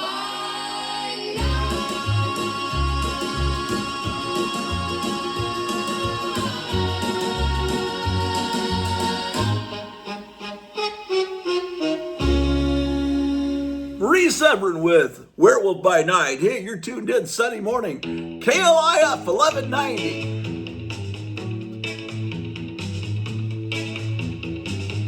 Came from another planet. Her spaceship landed in the sand. Look out, here she comes. All the guys run. Vampirella's here to save us all. She's our favorite pin-up doll. And when she bats her eyes, all the guys fall for her. Fangs, bat wings, all the cool things. She's our favorite girl, and she's not from this world, and she's not from this world.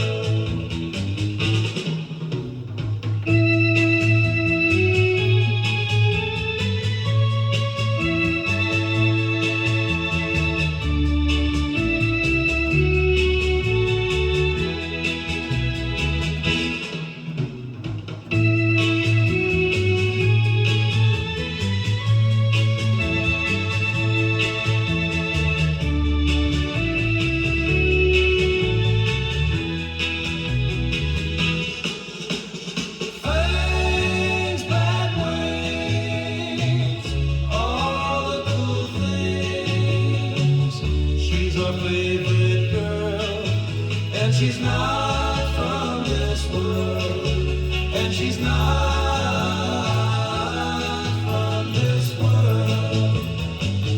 Vampirella's here to save us all. She's our favorite pin-up doll, and when she bats her eyes, all the guys fall for her. Thanks, bad wings, all the cool things. She's our favorite girl, and she's not from this world, and she's not from this world.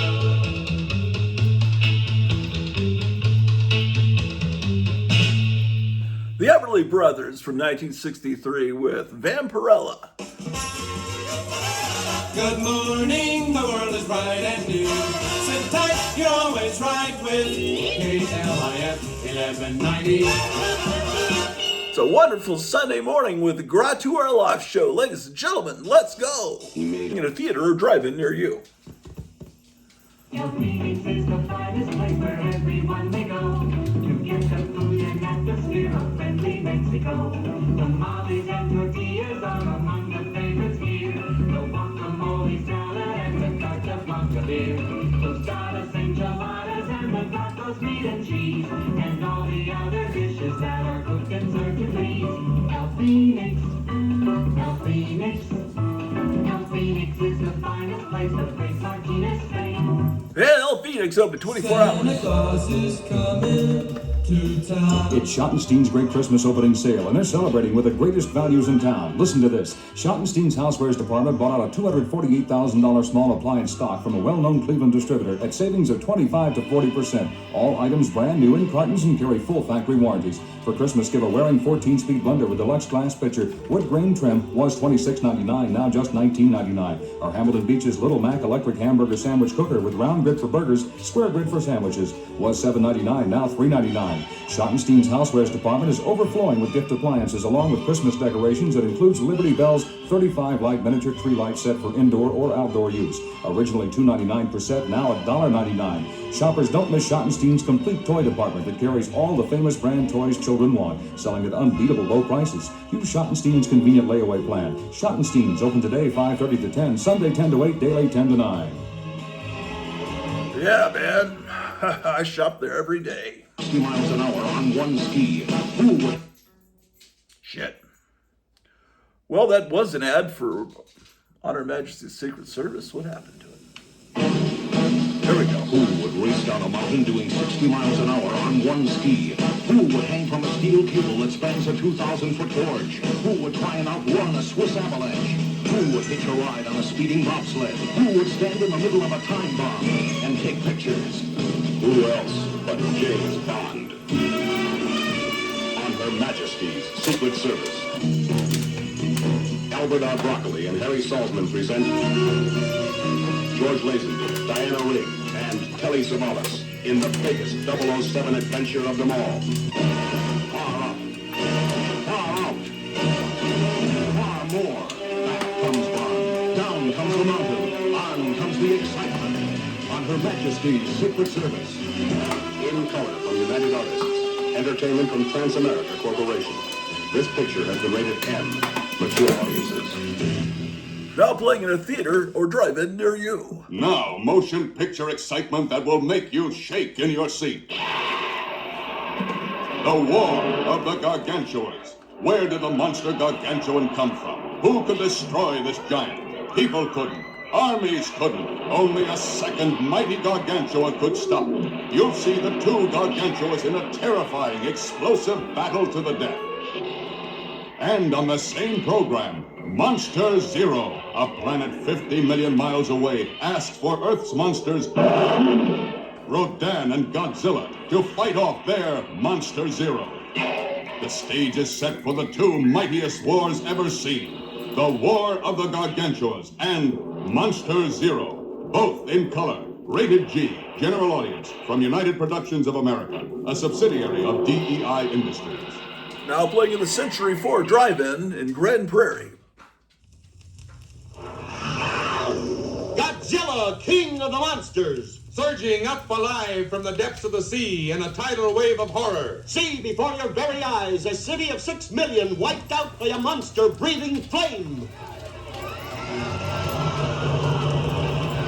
What is Godzilla? A creature from prehistoric time? Or a mutant monster created by man's tampering with nature? Godzilla! Modern weapons cannot kill it.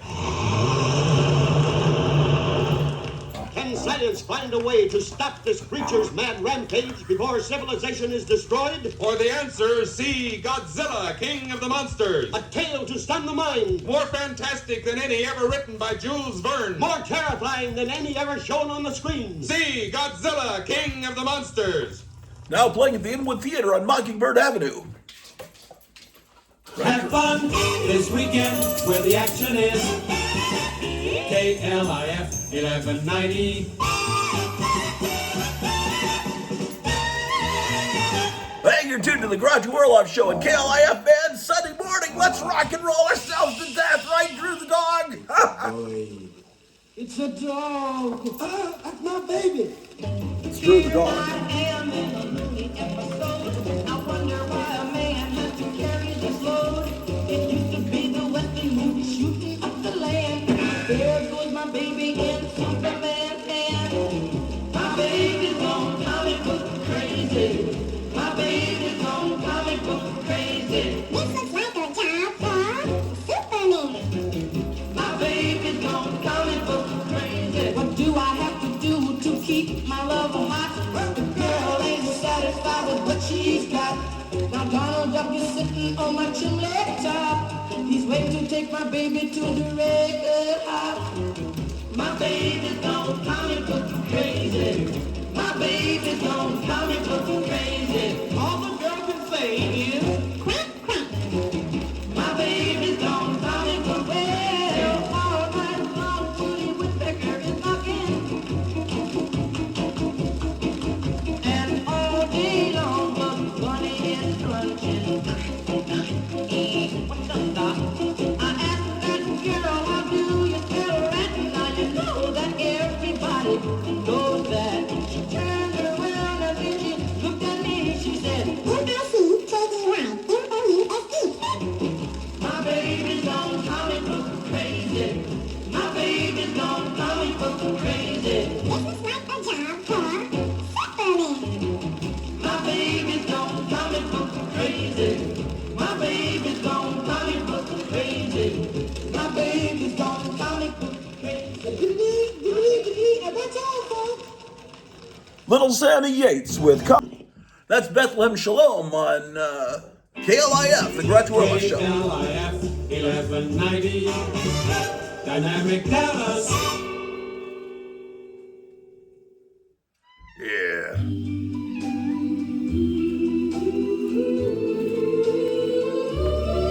I'm cooking breakfast.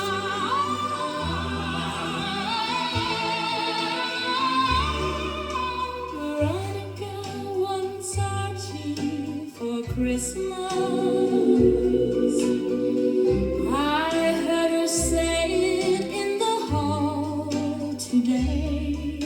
Veronica wants Archie for Christmas. She'll get her wish unless I get my way. It must be nice to have it all.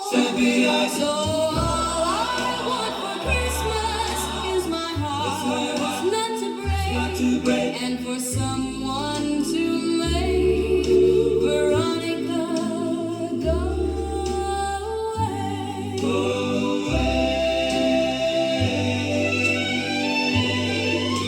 And Betty wants Archie for Christmas.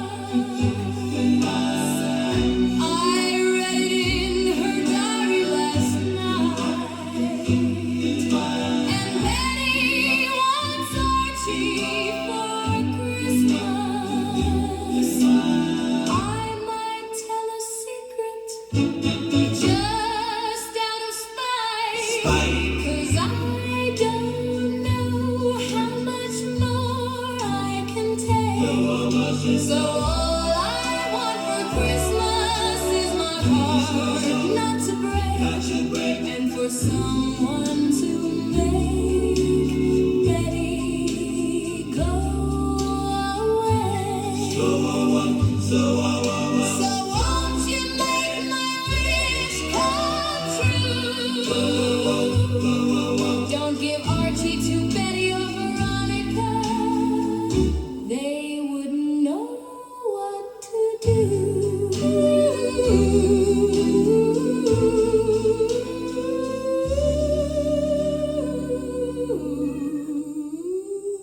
So I won. Shelley Fabre from 1961 on KLAF, the music of your life on a beautiful Sunday morning, almost 8 o'clock. Beautiful weather out there, man. How you guys doing? Yeah.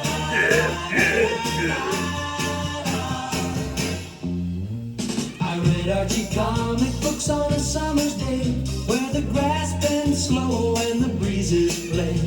The lemonade's warm, but the laughter stays. Oh, the world turns soft in a golden haze. Flip the page, the colors hum. Every panel pulls me home. Summertime pages turning, hearts like fireflies burning. Junkets grin and Betty's blow.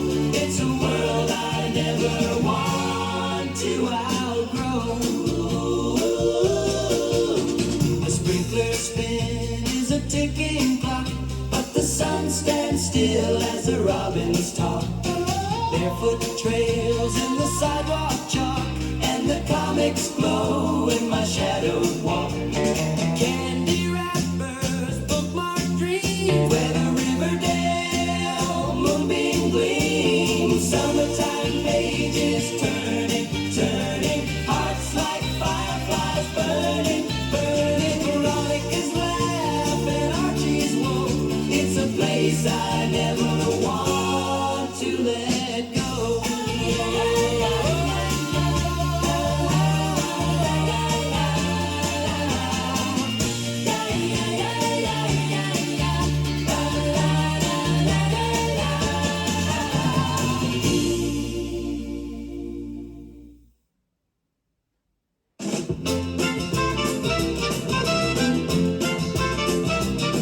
I'm going to my happy place with a comic book in my hand.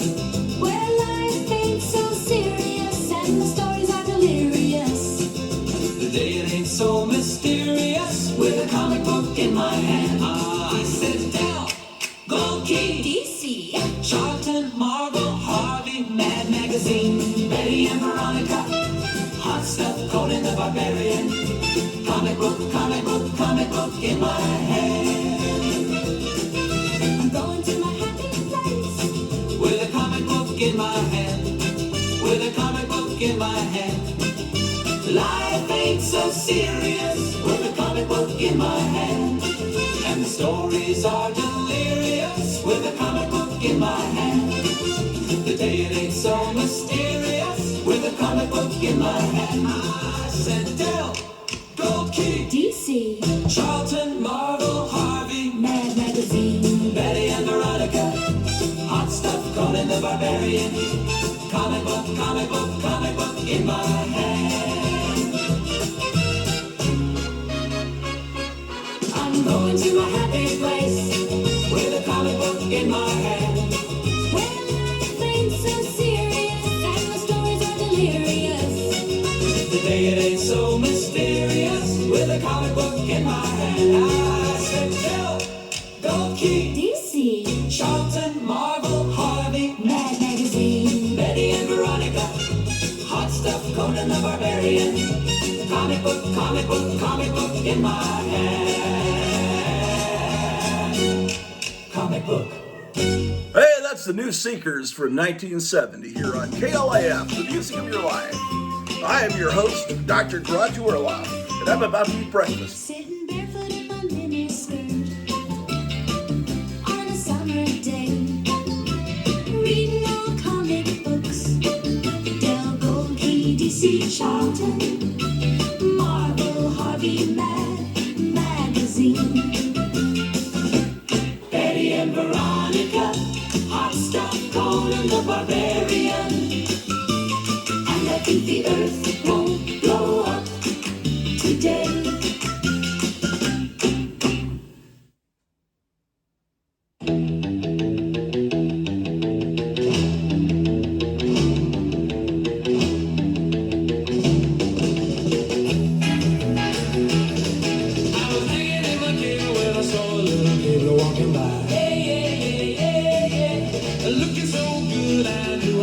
make her mine. Yeah, yeah, yeah, yeah, yeah. Now, baby, if you wanna be my cave girl, all you have to do is say, yeah, yeah, yeah, yeah, yeah, yeah, yeah, yeah, yeah, yeah. Say, yeah, yeah, yeah, yeah, yeah, yeah, yeah. If you wanna be my cave girl, I'll club you and drag you to my cave. Yeah, yeah, yeah, yeah, yeah. Say yeah, yeah, yeah, yeah, yeah, yeah. We can dance to the music of pebbles and bam bam. Yeah, yeah, yeah, yeah, yeah. Say yeah, yeah, yeah, yeah, yeah. I'll protect you from the pterodactyls. Yeah, yeah, yeah. I say yeah, yeah, yeah, yeah, yeah. And draw pictures of you on the wall. Yeah, yeah, yeah. Say yeah, yeah, yeah, yeah, yeah, yeah, yeah. I say yeah, yeah, yeah, yeah, yeah. I say yeah, yeah, yeah, yeah, yeah. Say yeah, yeah, yeah, yeah, yeah. Say yeah, yeah, yeah, yeah, yeah. Say yeah, yeah, yeah, yeah, yeah. Say yeah, yeah, yeah, yeah, yeah.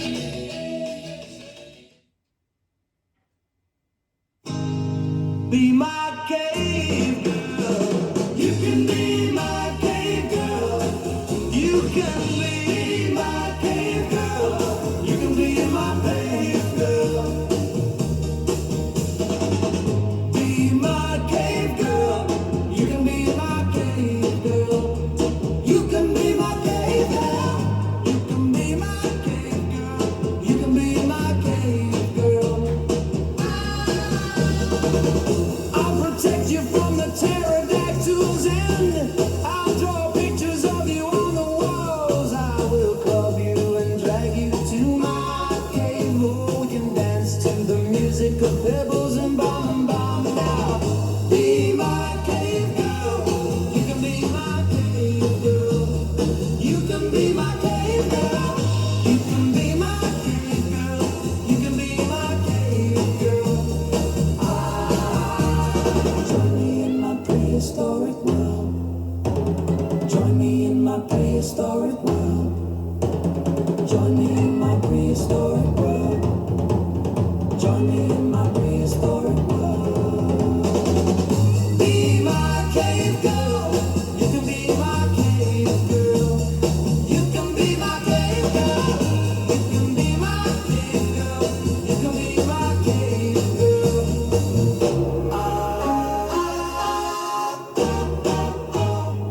Hey, it's 7:58 a.m. here on KLAF. That was Make Peter and love to Gordon. me like you were Dick Tracy. Dick Tracy. Let me feel the ecstasy of comic strip love. Comic strip love. Baby, let me see your Tarzan body. Your Tarzan body.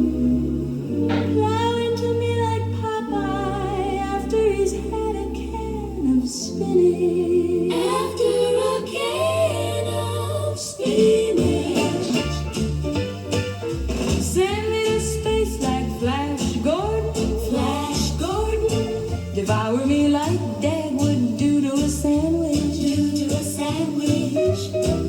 Baby, let me see your Tarzan body. Your Tarzan body. Plow into me like Popeye after he's had a can of spinach. After a can of spinach.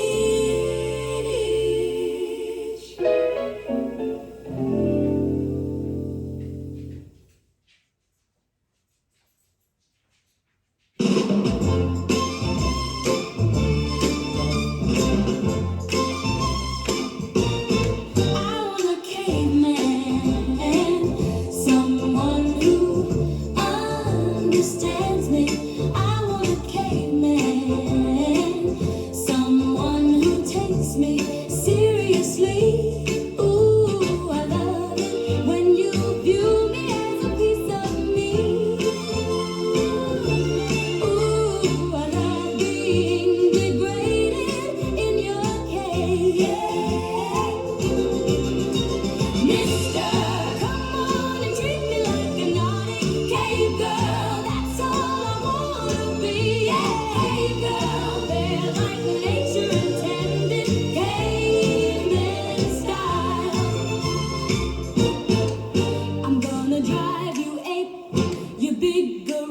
I want you to maul me, scratch and bite like a Neanderthal. I'm ready, mister. Come on, baby. Get rid of that loincloth for tonight.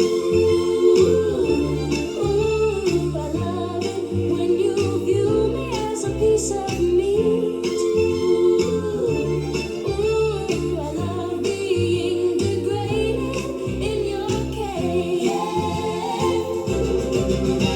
Mister, come on and treat me like a naughty cave girl. That's all I wanna be. Yeah, cave girl, fair like nature intended, caveman style.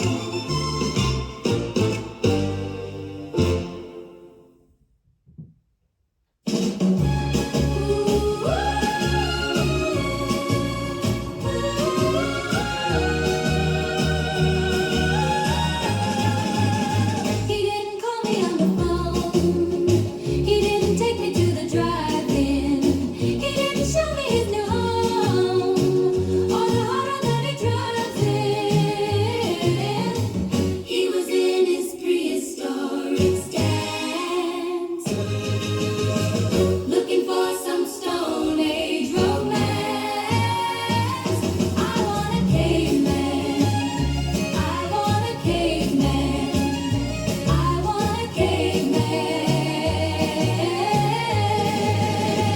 A caveman. He doesn't care what dress I wear, and he doesn't want to dance. Oh, when he starts to pull my hair, oh, I never had a chance. I never felt a grip so tight. I've never been hugged like that in my life.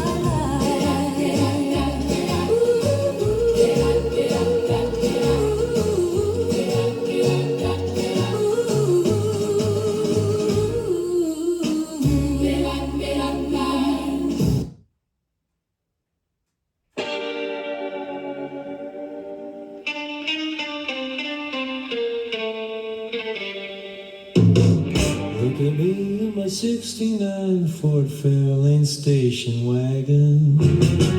Two in the back seat, one in the passenger. No one in the way back. I'm coming in high and you're a pig in a barrel. Oh, oh. My God, my God, no one can beat my 69 Ford Fairlane station wagon. You, with your hand-me-down Mustang, get out of my way. You, with your Nova, please get out of my way. And you, with your Volvo, my brother in Christ, no, my God, my God, my God. My God, no one can beat my 69 Ford Fairlane station wagon.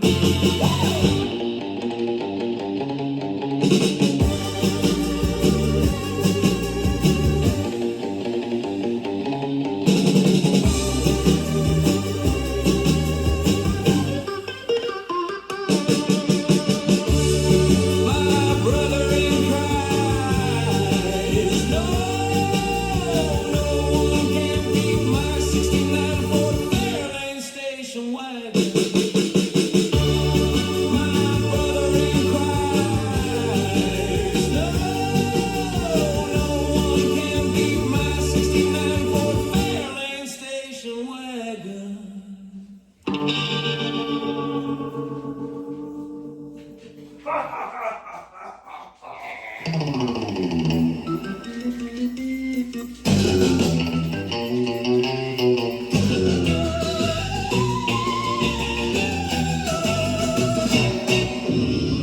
Hold the pickles, hold the lettuce. Special orders don't upset us. All we ask is that you let us serve it your way. Have it your way. Have it your way. Have it your way. At Burger King. Have it your way. At Burger King.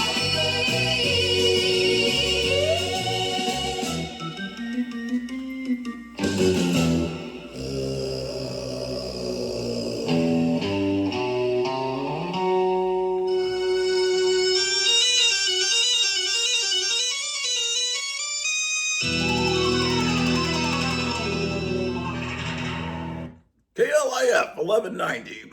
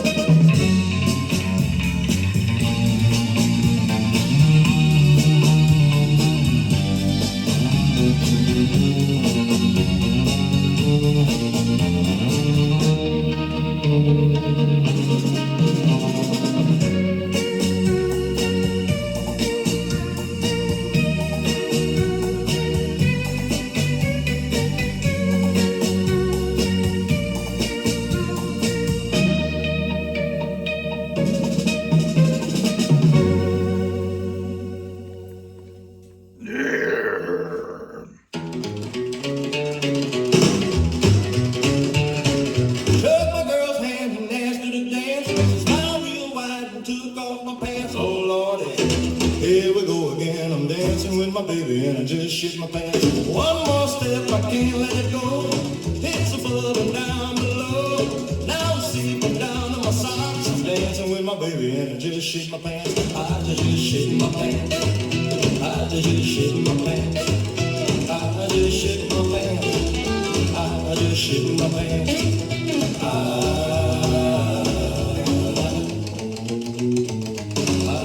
shit my pants. I just shit my pants. I just shit my pants. I just shit my pants.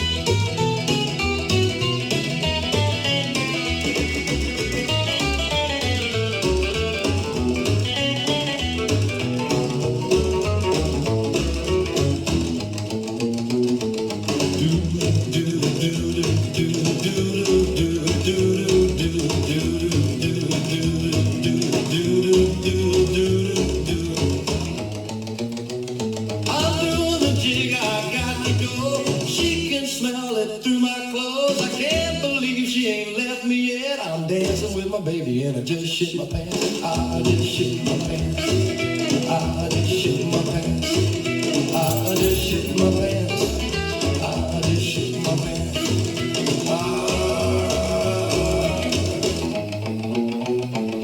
I just shit my pants. I just shit my pants. I just shit my pants.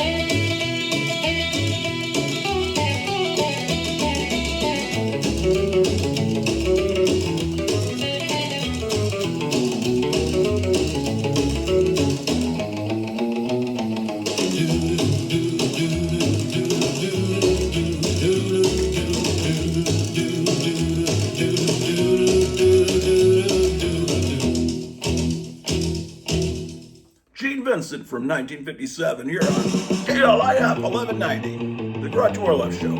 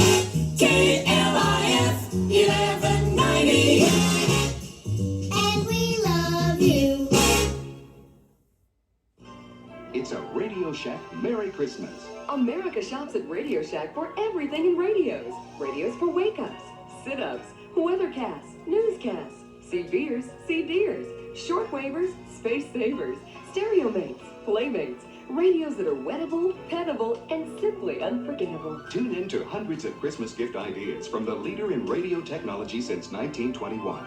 A radio for every purpose at every price at Radio Shack, the technology store. Since the very beginning and far into the future, all the wondrous things man sees, experiences, and imagines, invents, discovers, dreams, and fantasizes. Our new magazine called Omni is all about. Omni, the world's first major magazine of science, fact, fiction, and fantasy. Pick up Omni today to keep and pass down to your descendants. On sale now, everywhere.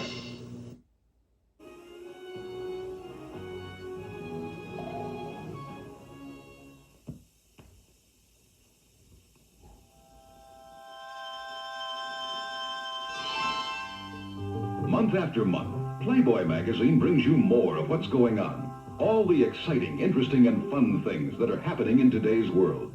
In addition to the very latest fashion news, movie, theater, and book reviews, Playboy brings you the best, most enjoyable reading. Everything from fascinating fiction by the finest writers to intriguing, thought-provoking articles and commentary. Playboy has entertaining special features and the most probing, in-depth interviews found in any magazine. Playboy's exclusive and often explosive conversations with the world's most interesting people. On the lighter side, Playboy has the very best in humor, the greatest collection of cartoons found anywhere. Plus tips on wining, dining, and travel, exciting ways to spend leisure time and get more fun out of life. And when it comes to music, there's nothing like Playboy's music poll. In sports, Playboy's annual pigskin preview and pro football forecast are noted for their uncanny accuracy. And of course, every issue features the beautiful girls and magnificent photography that has made Playboy famous the world over. Yes, you get all this and much, much more each and every month in Playboy. And right now, you can get 12 fabulous issues of Playboy for just half price. That's right. As a special introductory offer to new subscribers, you can have a full subscription. 12 issues of Playboy delivered to you for only $12.50 instead of the $25 you pay at the newsstand. So if you want a magazine that's as interesting and as exciting as the world we live in, take advantage of this outstanding special half-price offer and start receiving your monthly copies of Playboy. To order your subscription, here's all you do. The sun is getting hotter. Oh, look, is that some water? What's this crazy thingamajiggle? It's a squirrely water wiggle. What you do when you're a giggle? Water wiggle! Crazy water wiggle. You can't tell what to do. You think you're chasing him, and boogie chasing him. What you do when you're a giggle? Water wiggle! There's sweat in every wriggle. Water wiggle! Water Wiggle water toy. Your parents attach it to any garden hose. Water Wiggle now available at TG&Y from Whammo. Starlog magazine takes you on incredible science fiction trips into the world of Star Trek, into space, video games, and into the Star Wars galaxy, into the future for previews of new movies and TV programs. Starlog magazine shows you special effects secrets, blueprints and robots, spaceships and aliens, interviews with writers, movie makers, heroes, and villains. Starlog is the most popular science fiction magazine in the solar system. Buy Starlog at any newsstand or subscribe now and save money. For 6 fantastic issues, mail $14.98 to Starlog, Box 4048, Atlanta, Georgia, 30359. That's Starlog, Box 49648, Atlanta, Georgia, 30359. Send your order this week, and we'll also include a free science fiction surprise gift. Enter the fantastic world of Starlog, a magazine of the future. Man, did Starlog come out of Atlanta? I figured it came out of New York.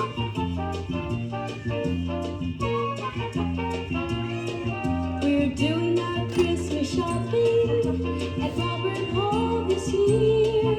We're saving on clothes for Christmas at Robert Hall this year. More quality, more low prices on gifts for one and all. There's a wider selection, bigger collection, where America goes. for family clothes. It's Robert Rowe this year. Yeah, shopping Robert Hall. 1190. The Grottu Orloff Show. It's 8:18, ladies and gentlemen.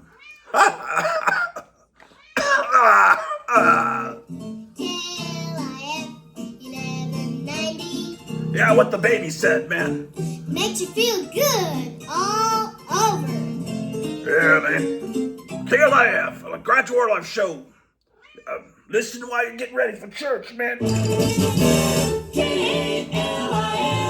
where you hear music, swinging music. Great Daniels.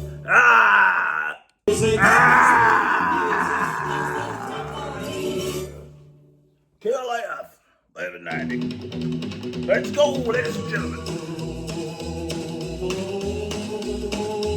Whoa,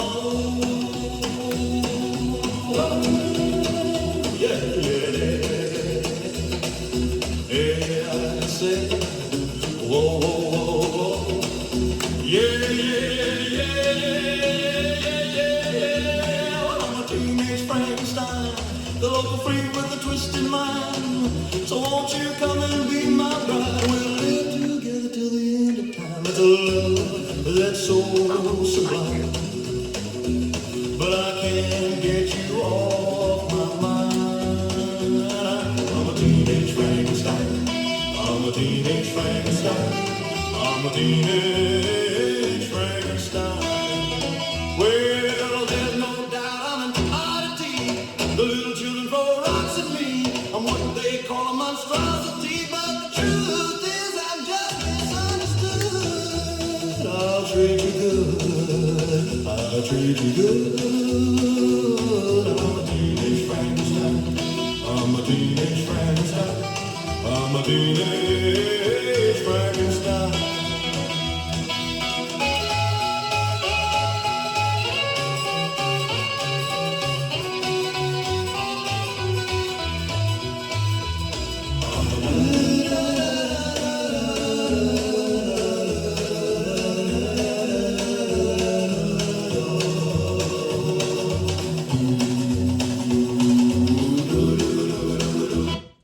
Elvis Presley on the Sun label from 1956.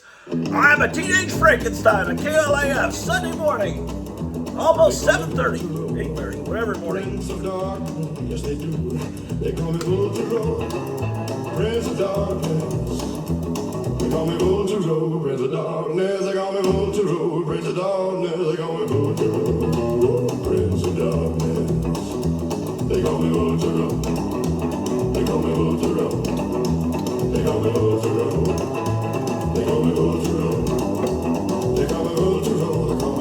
They call me Vulture. They call me Vulture. They call me Vulture. They call me Vulture. Prince of darkness.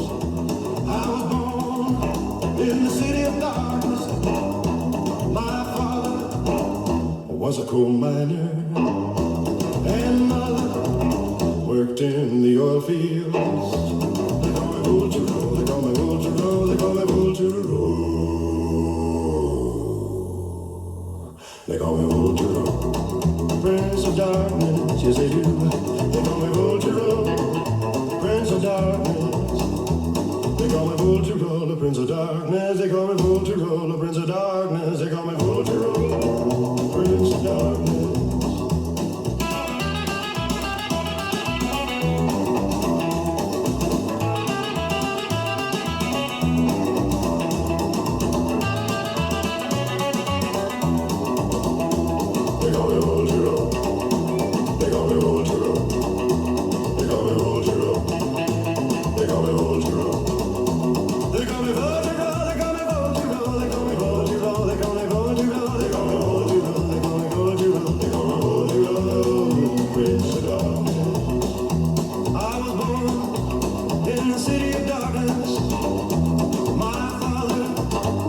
Was a coal miner, and my mother worked in the oil fields. They call me Vulture, they call me Vulture, they call me Vulture. They call me Vulturo. Ooh, Prince of Darkness. Ooh, Prince of Darkness. Ooh, Prince of Darkness. Man, Vulturo, Prince of Darkness almost took Birdman out last week. Once on.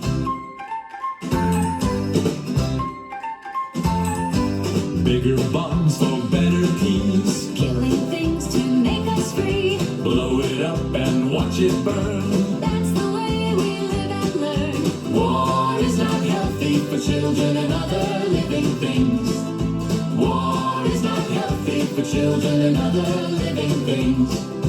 All this strife, you can't complain. All this noise inside your brain. All you need is fun and love and some help from up above. War is not healthy for children and other living things. War is not healthy for children and other living things. War is not healthy for children and other living things. War is not healthy for children and other living things. War is not healthy for children and other living things. War is not healthy for children and other living things. The New Seekers from 1969 here on KLIF, where we've got a crazy kitten in the studio clawing the shit out of me. The Grottu Orloff Show.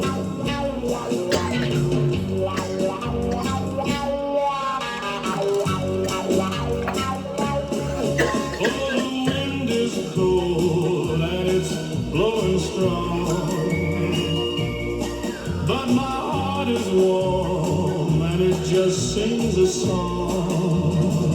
Because there's sunshine, sunshine in my mind. Sunshine in my mind. Sunshine in my mind. Sunshine in my mind.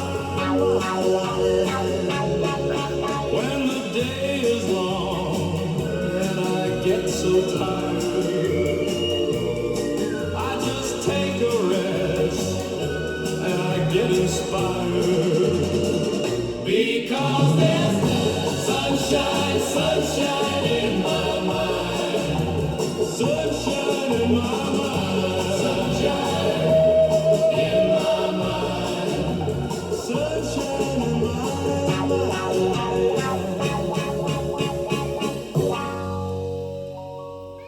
Edgar Casey from 1969 here on KLIF, the music of your life. Grottu Orloff Show. This past year I spent all my dough on a Roller Monster model kits. I got all the stuff, but I ain't got no dough. And boy, I love those model kits, hey, yeah. Oh, I love Aurora Monster model kits. I'm so crazy about them. I can scream and shout them, and you know I love Aurora Monster model kits. I'm so crazy about them. I can scream and shout them. Hey, yeah. My mother and dad say I'm going mad, but I'm not mad. I just love my kits. The model makers say I need a brain, but that's insane, cause I love my kits. Hey, yeah. Oh, I love Aurora Monster model kits.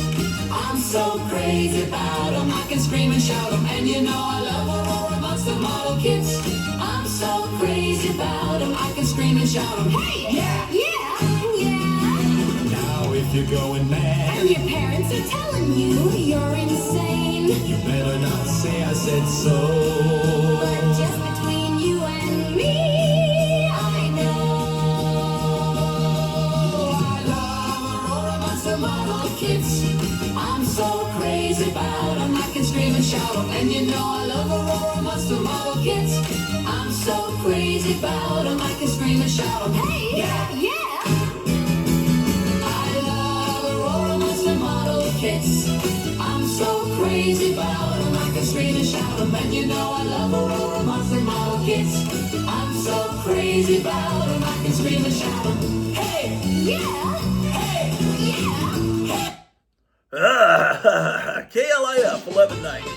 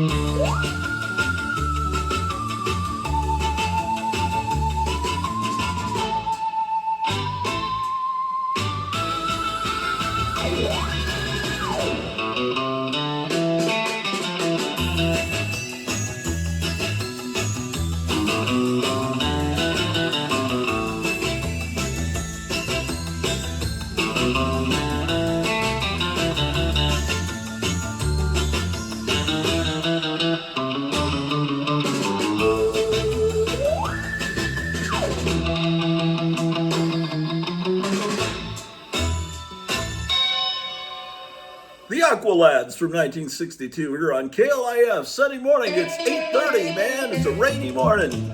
Stick around, listen to the Grottu Orloff Show. They call me Conan the Barbarian, but they won't let me take my sword. I love my job.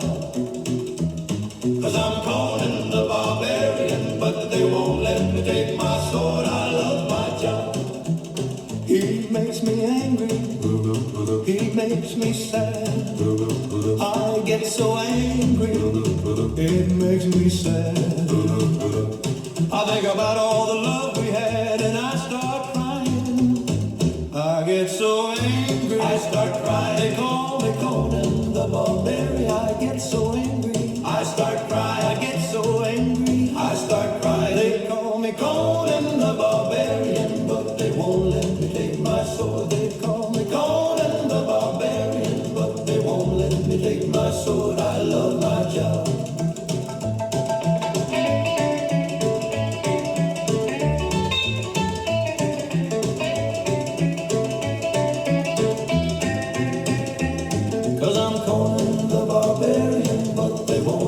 Take my sword, I love my job.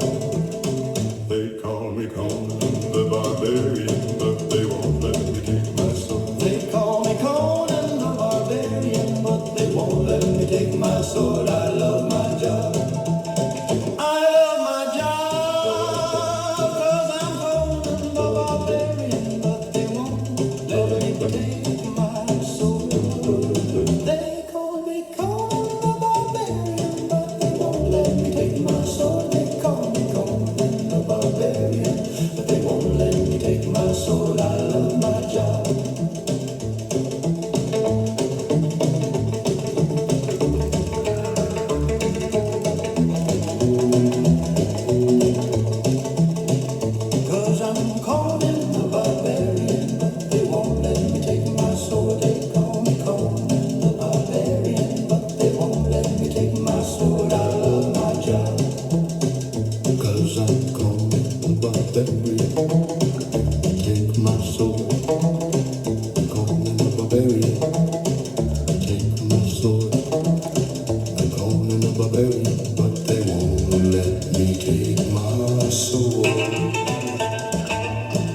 David Wilcock from 1957 here on the Grottu Orloff Show, KLIF 1190.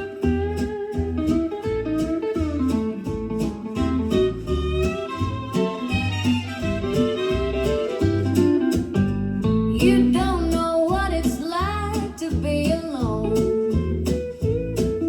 And when I see you, my eyes turn into hearts. There's no space left for me to fall apart. And you could save me. Just take my hand and come with me. 'Cause I'm a naked, savage animal living here on the planet of the apes. And the gorillas on horseback are always trying to hunt me. I don't think I can last another day. You don't know what it's like to be alone. So take my Shit.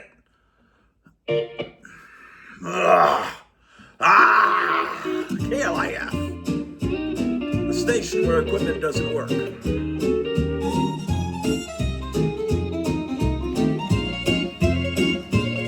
Well, I hate to say it, and I hate to brag, but my baby is a Nephilim. He can carry my horse, and he can carry my bag, 'cause my baby is a Nephilim. Well, I love him, and he loves me. He'll meet me in the meadow where the shadows are free. And if you see him walking down the road, you'll see that my baby is a Nephilim. Well, he's 10 feet tall and 6 feet wide, and he carries me around like a toy pony ride. He may not have the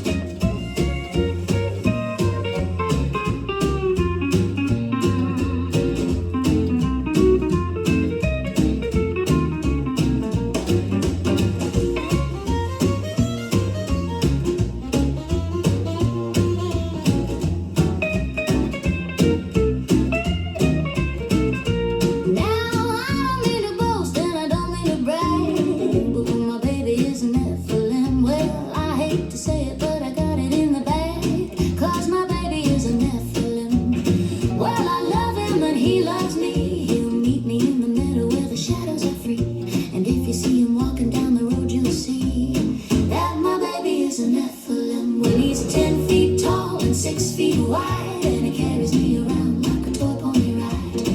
It may not have the human touch, but if you want a man with the perfect clutch, he'll hold you close and keep you warm till the nighttime passes and the day is born. If you want a man, you can have your fill. If you want a man, he's enough for them.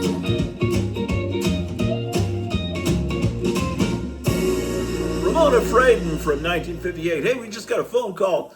They're wanting to request a song in honor of Bridget Bardot. So here we go. KLIF.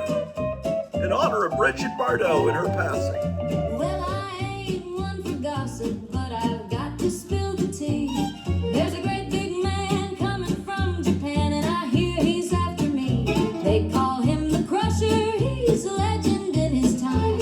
Said to never lose, and he loves to bruise and crush your skull like a lime. Well, I'm not one to worry, but my knees are feeling weak. I saw him flexing on the cover of a muscle magazine. They call him the Crusher.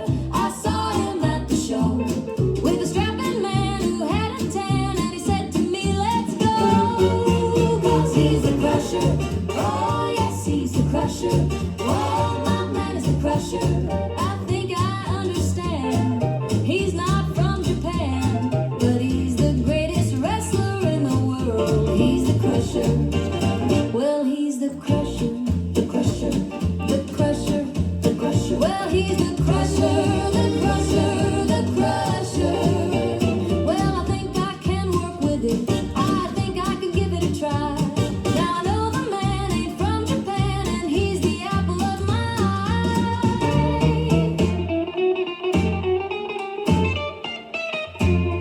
He's not one to worry, and he's not one to brag, but he put his muscles where his mouth was when he put me in his tag. 'Cause he's the Crusher. Oh yes, he's the Crusher. Oh, my man is the Crusher. I think I understand. He's not from Japan, but he's the greatest wrestler in the world. He's the Crusher.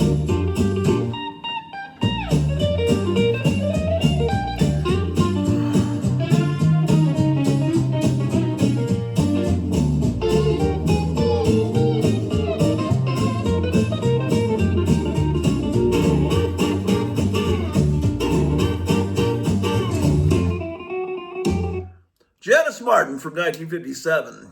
KLIF. 1190 at Oak Cliff, Texas. Hey, doggies, let's go.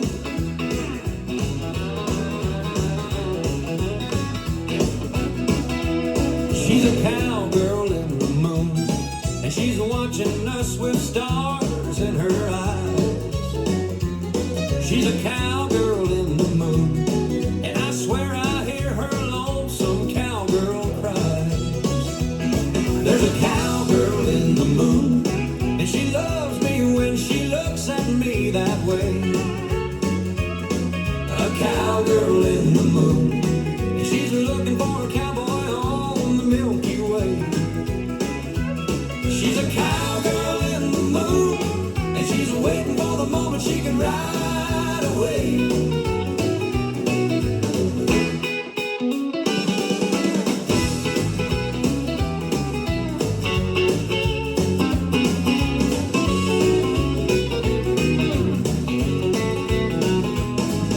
Cowgirl in the moon, I'm a cowboy in the dust and dirt and tears. Cowgirl in the moon, are you up there and are you still here? There's a cowgirl in the moon, and she loves me when she looks at me that way. A cowgirl in the moon, and she's looking for a cowboy on the Milky Way. She's a cowgirl in the moon, and she's waiting for the moment she can ride away.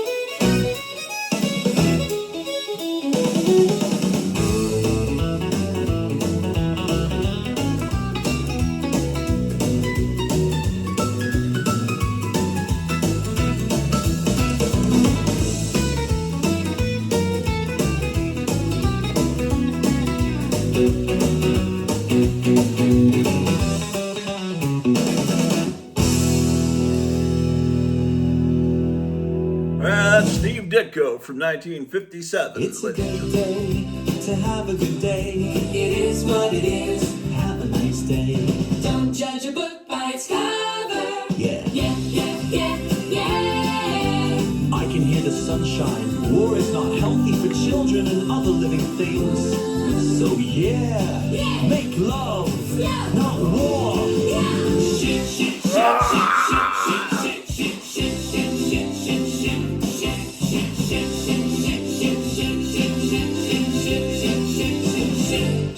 shit. Shit. KLAF.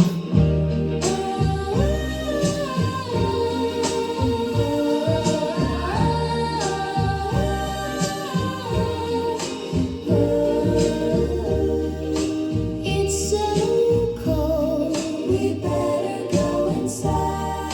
The sky is black, I don't want you to die. Not here in my arms, I don't want you to die. Not here in my arms. You cannot go, no, not here in my arms. You cannot go, no, not here in my arms.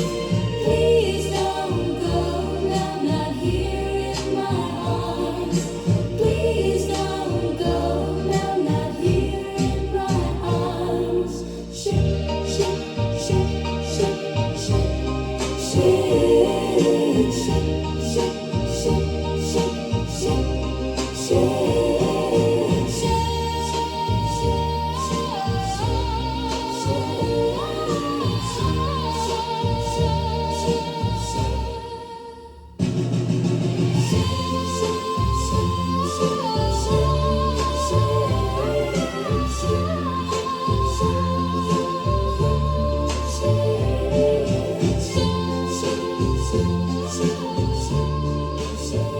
That was another dedication from Mary Warden to Steve Hogan.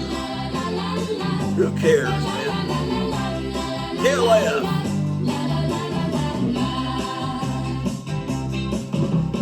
There was a time when a certain girl was on my mind. And no, her name wasn't Sue or Mary Lou. Or even Priscilla. No, no, no, no, I didn't want Priscilla, but I love Betty and Veronica. I love Betty and Veronica. I love Betty and Veronica. Oh yes, I did. I did. I did. Oh yes, I did. I did. I did. My friend said, boy, you can't go on just playing with a toy. And yes, I thought that it might be wrong to carry on. But I just couldn't help myself. No, no, no. 'Cause I love Betty and Veronica. I love Betty and Veronica. I love Betty and Veronica. Oh yes, I did. I did. I did. Oh yes, I did. I did. I did. Oh, I did. Oh yes, I did. Oh, I did. Oh yes, I did. Oh, I did. Oh yes, I did. Oh, yes, I did.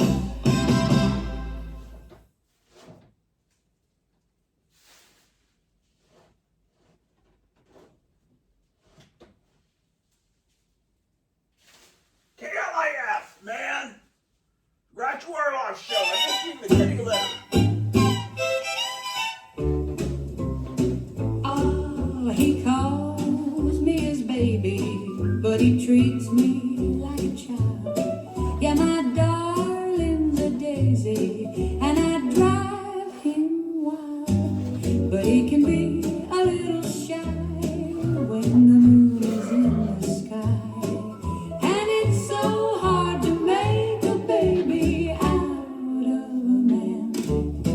Hey, I need loving, I need a lot.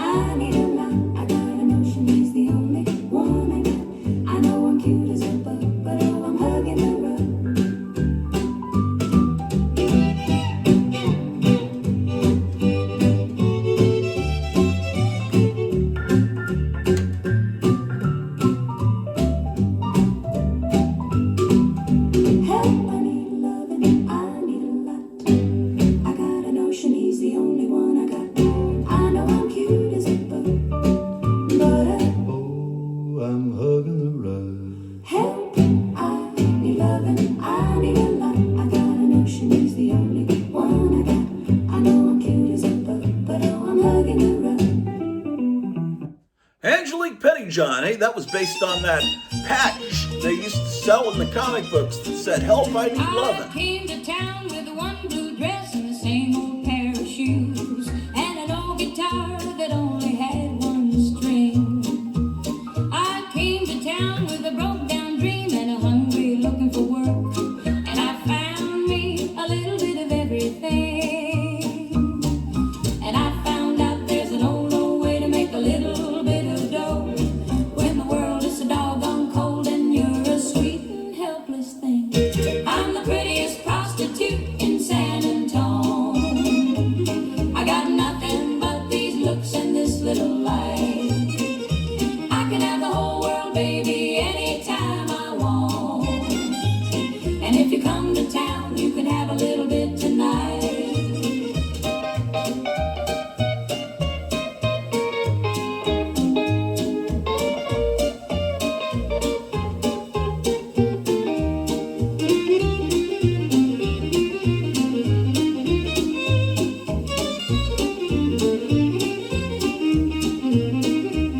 I met a guy who promised me a ride to California.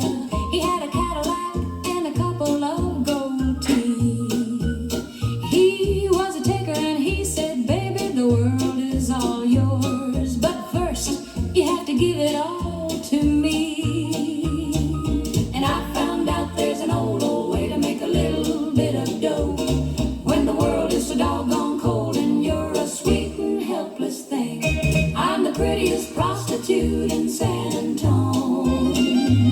I got nothing but these looks and this little life. I can have the whole world, baby, anytime I want. And if you come to town, you can have a little bit tonight.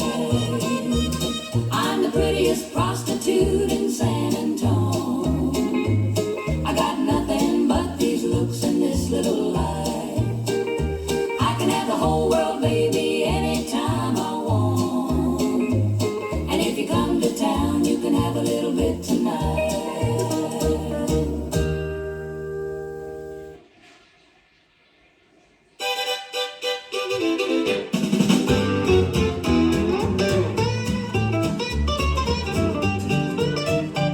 I ran through the jungle in a fog of dread with a scary group of monkeys just behind me. But it wasn't quite the end when I was taken to their camp by a group of primates dressed like Dick Van Dyke. All the gorillas looked like Dick Van Dyke. I stood on the auction block, the prize of all the gorillas. I looked around for some place to hide. I looked around. I didn't see no way out. And I was naked and running from gorillas. Is here on the planet of the apes. I was naked and running from gorillas. Is here on the planet of the apes. Here on the planet of the apes. One day I found a mirror on a lake, and the water took the shape of my reflection. So I reached down to shake my own hand when I heard the laughter of a woman who looked just like me. All the humans looked just like me.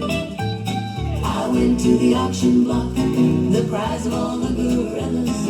I looked around for some place to hide. I looked around, I didn't see no way out. And I was naked and running from gorillas. Here on the planet of the apes. I was naked and running from gorillas. Here on the planet of the apes. Here on the planet of the apes. Carolyn Brand from 1968. Grottu Orloff. KLIF.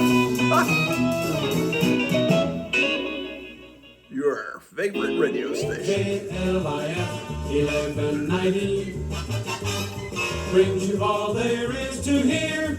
It's America's greatest station. It's the greatest station for the greatest DJs like me, Grottu Orloff. They are the living dead. They're zombies. Order of Party Beach, now playing at your local theater. Call Chicken Delight. Don't cook tonight. Call Chicken Delight. They will fill your appetite. For a dinner complete. Boy, what a treat. Delivered hot right to your door. Now I ask you, what are you cooking for? Why, wash those dishes, don't scrub that pan. Grab the phone and call the man. Ooh, what flavor in every bite. Don't cook tonight. Call Chicken Delight. Call Chicken Delight. Yeah, call Chicken Delight on Mockingbird Avenue, man. They're open all night. The Grottu Orloff Show here on KLIF out of Oak Cliff, Texas. Listen for the footsteps of the restless dead. Every 7 times 70 years on the 7th night of the full moon, your nightmares come to life. Then terror walks on tiptoe, waiting for night to fall.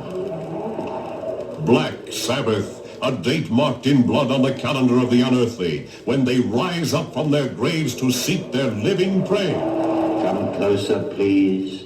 I've something to tell you. It's the story of the Verderers, vampires, who live only on the blood of those they love. American International Pictures presents Black Sabbath in blood-drenched color, with a terrifying performance by Yours truly, Boris Karloff.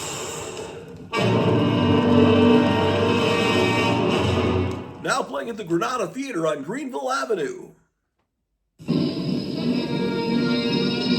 King Kong versus Godzilla. Nothing you've ever seen can equal the thrills of this extraordinary motion picture. Nothing you've ever felt can equal its awesome fury as the mightiest monsters of the ages clash in the battle of the century. It sears the emotions with shock and terror. It staggers the imagination. All new in color. King Kong versus Godzilla. Yeah, man, now playing a theater driving near you. Go see it today.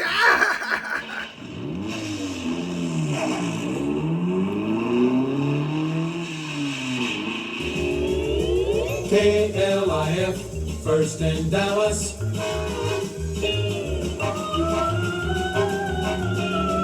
8:58 on the Grottu Orloff Sunday morning. Freak out, man. I'm sick.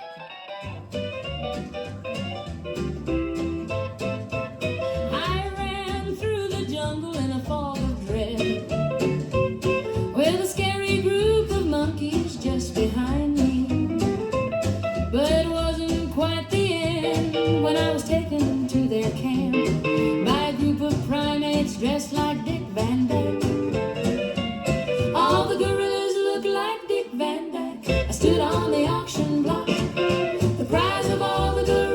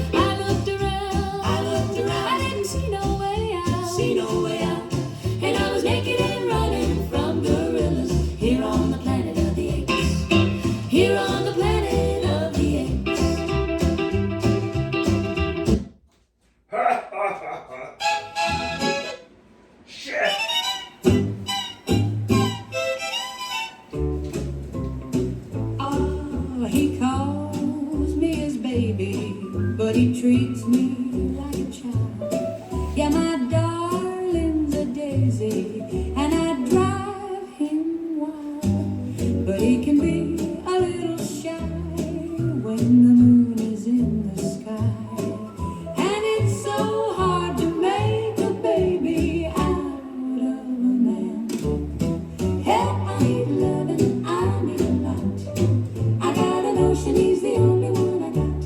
I know I'm cute as a bug, but oh, I'm hugging the rug. Help, I need loving, I need a lot. I got a notion he's the only one I got. I know I'm cute as a bug, but oh, I'm hugging the rug.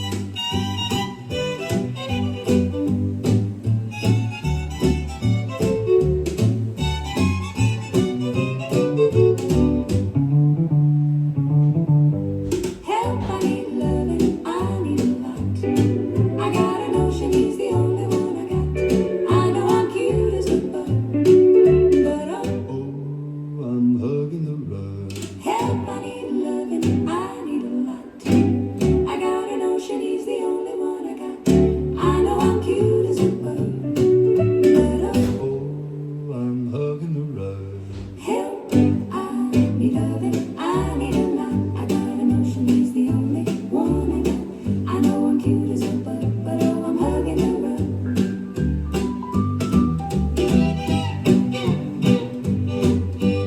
hugging the rug. Help, I need loving, I need a lot. I got a notion he's the only one I got. I know I'm cute as a bug, but oh, I'm hugging the rug. Help, I need loving, I need a lot. I got a notion he's the only one I got. I know I'm cute as a bug, but oh, Help, I Need Love, and #1 song in the country. That's why we play it every 5 minutes, man, here on KLIF. Music of your life. Baby, you're a private eye who solved the mystery of my life. Come on, make love to me like you were Dick Tracy. Let me feel the ecstasy of comic strip love. Let me see your Tarzan body, baby. Fly into me like Popeye. After he's had a can of spinach, send me to space like Flash Gordon. I want you more than Dorothy wants to go home. Let me feel the ecstasy of comic strip love. Let me see your Tarzan body, baby. Let me feel the ecstasy of comic strip love. Let me see your Tarzan body, baby. Comic strip love. Comic strip love.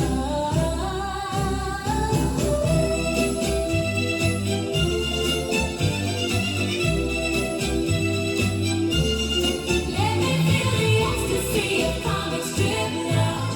Let me see your Tarzan body, baby. Let me feel the ecstasy of comic strip love. Let me see your Tarzan body, baby. Let me feel the ecstasy of comic strip love. Let me see your Tarzan body, baby. KLIF 1190. It's the Grottu Orloff Show. Sunday morning. It's 9:03. King Kong. King Kong. I'm in love with a gorilla. King Kong is my boyfriend. He rescued me from the natives. They had me all tied up.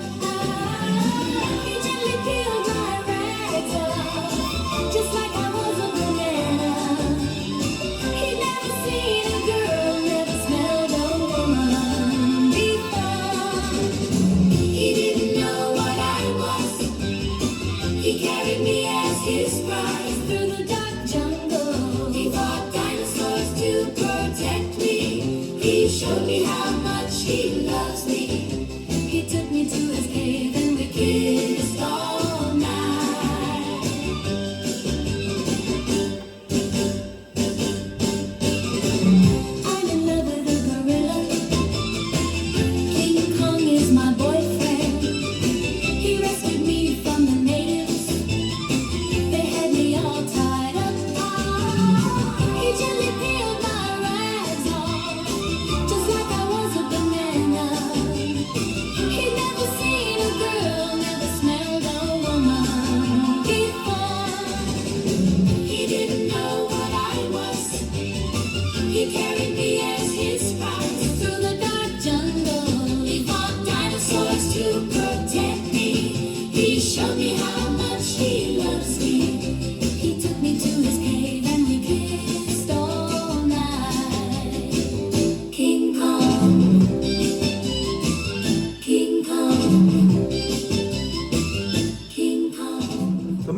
Nuts with King Kong here on the Big Cliff, KLIF 1190, Dallas, Texas. Ladies and gentlemen, I'm your host, Dr. Grottu Orloff. It's a beautiful America's Sunday morning. greatest.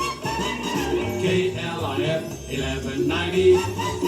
Always first with the hits. We're always first with the hits. And here's the number 2 song in the country coming up, ladies and gentlemen, from the Grottu Orloff Show. Here it is, man. Listen.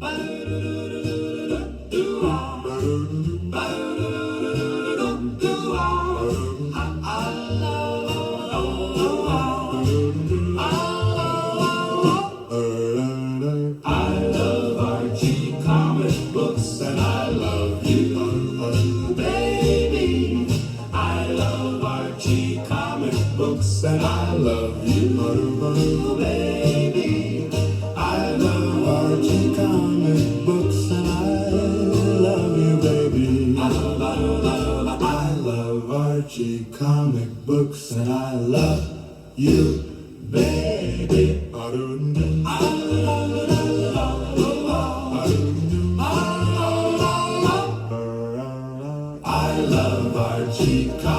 Books and I love you, baby.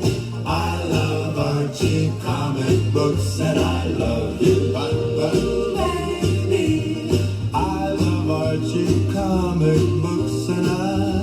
love you, baby. I love Archie comic books and I love you, baby.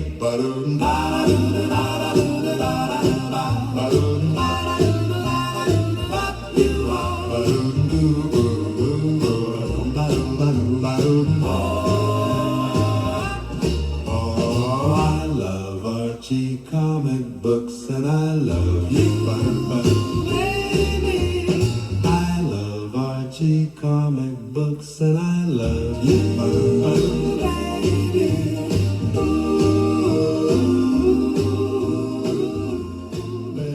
Hey man, I called the Weird Beard up. He's going to take over my show here a little bit early because my back's hurting so much. But trust me, he'll be playing even better songs than I play. It's time for Tennessee Tuxedo. I love Tennessee Tuxedo. His coat is always so white. His tuxedo is black and shiny. He always looks so right. I love Tennessee Tuxedo. He's such a handsome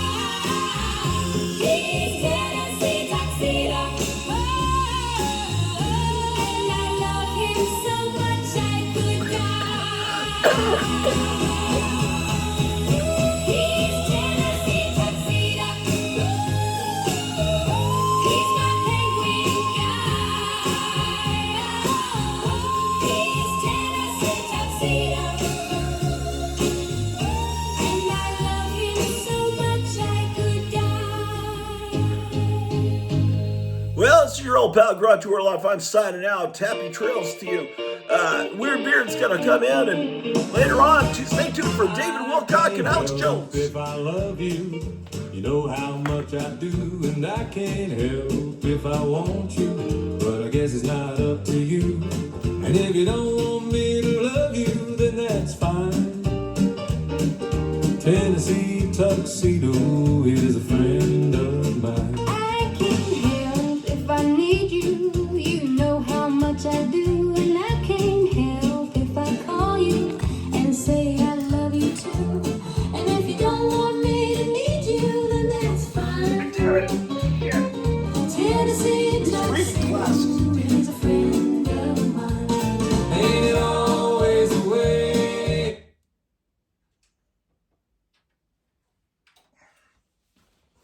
If I try to walk around with these reading glasses, everything's distorted, and I run into things and walk like I'm out of my mind.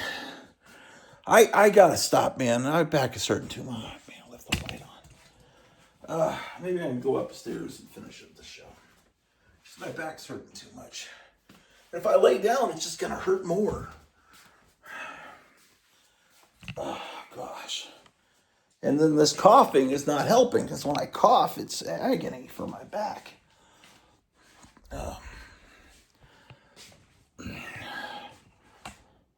Okay. I'm on light.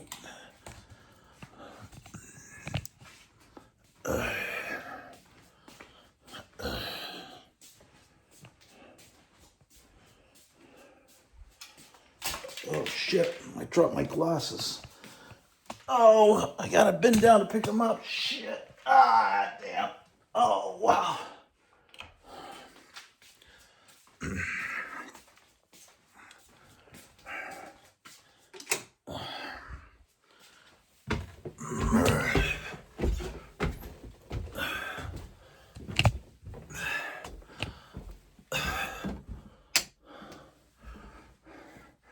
Yeah, all those songs are from Suno.com.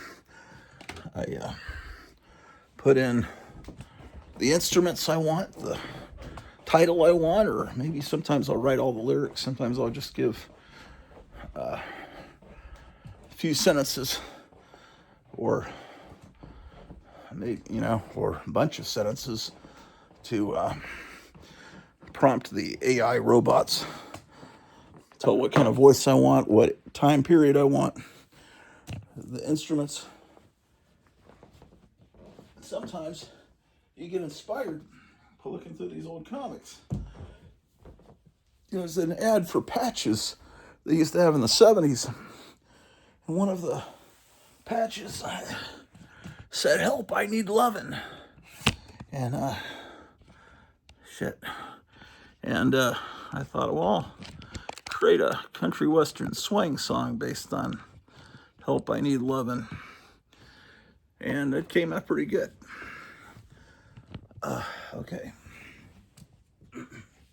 Now, I'm going to have to just relax for a little bit. Now, what was his name? Bill Barr, the guy that was a big guy that worked for Trump, but turned out to be kind of on the other side. He was supposed to have been investigating Jeffrey Epstein. Well, it turns out that that guy's father, Donald Barr, is the guy that gave Jeffrey Epstein his big break. He gave him a job as a teacher at a wealthy school for billionaires to send their children, a prep school, high school, in the early 70s. So he was put on as, I think, a math teacher, Jeffrey Epstein.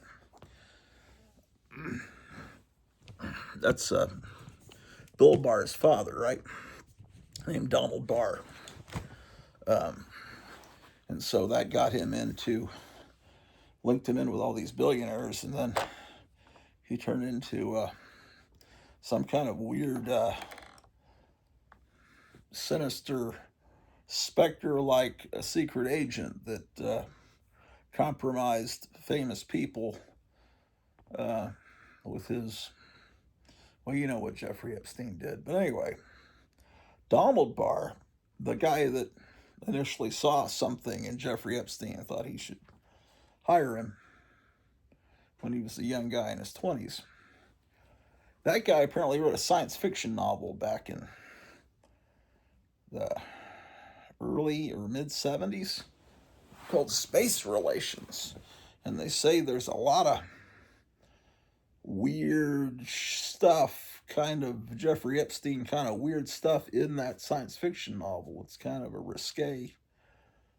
I haven't heard it. Well, you can't find the novel. It's eBay. Some people have it at $1,000. Some people have it at $200, but that doesn't matter. You got to look at completed sales. People can put whatever price they want on something. It doesn't mean anything until it actually sells at that price. But anyway, the book's called Space Relations. So I thought, well, I'm curious about this book because all that stuff is very mysterious. A lot of mysterious things happening. Remember that Las Vegas incident? Remember the Maui? What happened in Maui? I mean, there's a lot of weird stuff that happens and then it's just buried. It's like, oh, nothing to see here. A lot of weird stuff coming out about Charlie Kirk and what happened to him. But,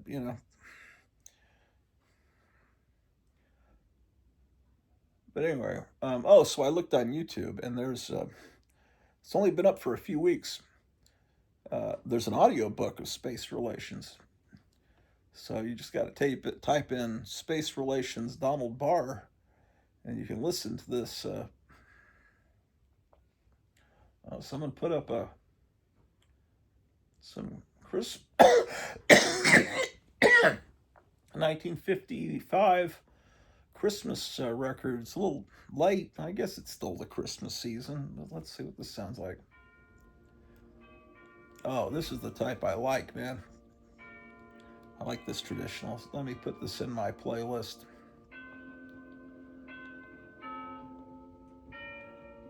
Yeah, I'll record that later. So, let me find that for you. Yeah, it's called Space Relations. So you already know it's gonna be like a kind of a, not the type science fiction book that your mother would read. It's gonna be more like gore, If you know anything about the gore novels that kind of started like Edgar Rice Burroughs, but then progressively got moved into weird territory. Okay, here we go.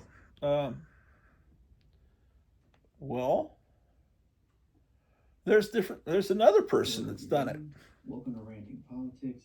Today, we're basically going to be starting at least Someone else has done this. When did he do this? Reporting over the next few months about a... Oh, this is 4 years ago. Someone did this... super weird, like sci-fi novel from Attorney General William Barr's dad, Donald Barr. See, this video here... Hello, everyone. Welcome to Ranking Politics.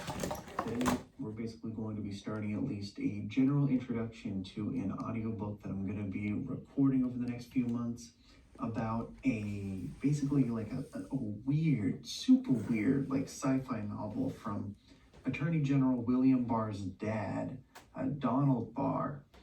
And, this was like written in like the 1980s when weird sci-fi was still like a thing. And I guess it still is. I gotta tell you, this is one of the weirdest 80s sci-fi novels I've ever read, and most of them are pretty out there, especially in terms of their weird, disturbing subject matter. But this one seems to be the most popular right now.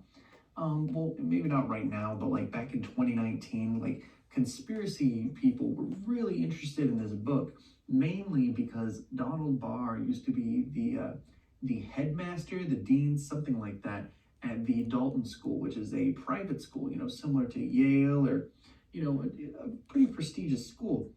And about a year after Donald Barr either left as headmaster, or I think it might have even been less than that, it was probably something like between 5 months and a year, Jeffrey Epstein became a teacher at the Dalton School. So a lot of people are, throwing a lot of conjecture out there in terms of how did this happen? Did Donald Barr invite him to teach there? You know, I mean, Jeffrey Epstein didn't even have his teaching credentials yet. He was still in the middle of going to school. So how did he become a teacher at this highly prestigious school without some connections along the way? And, you know, whether or not those allegations, or it's not even a court case, you know, whether any of that conjecture is true. Well, this guy, this is still kind of just an interesting. this guy read the book, and he's got a whole playlist of.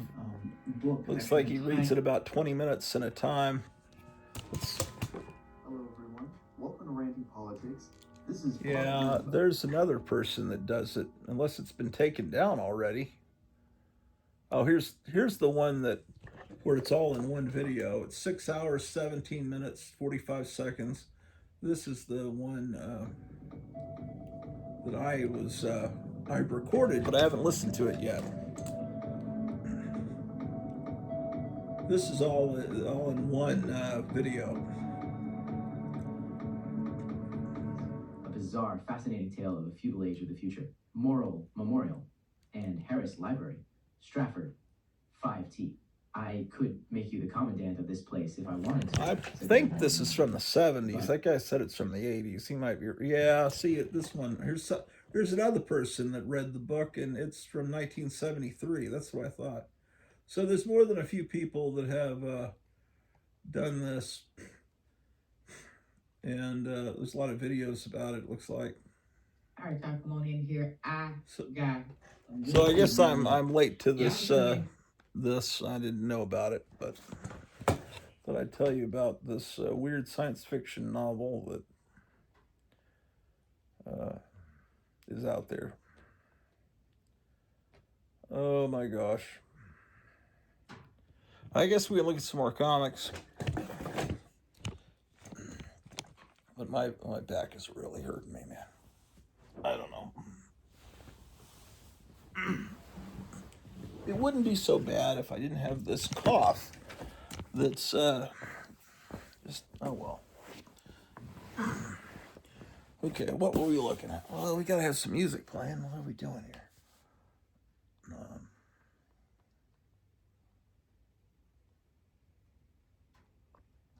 Oh, I could show you some other stuff. Let me show you something.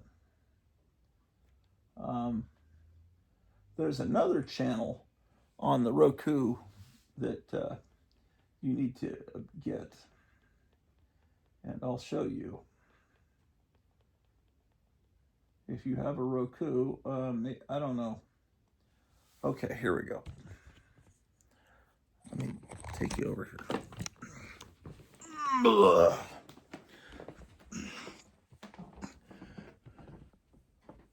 It's called OSI 74. Okay, you click on it.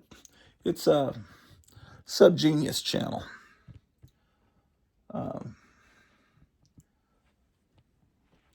And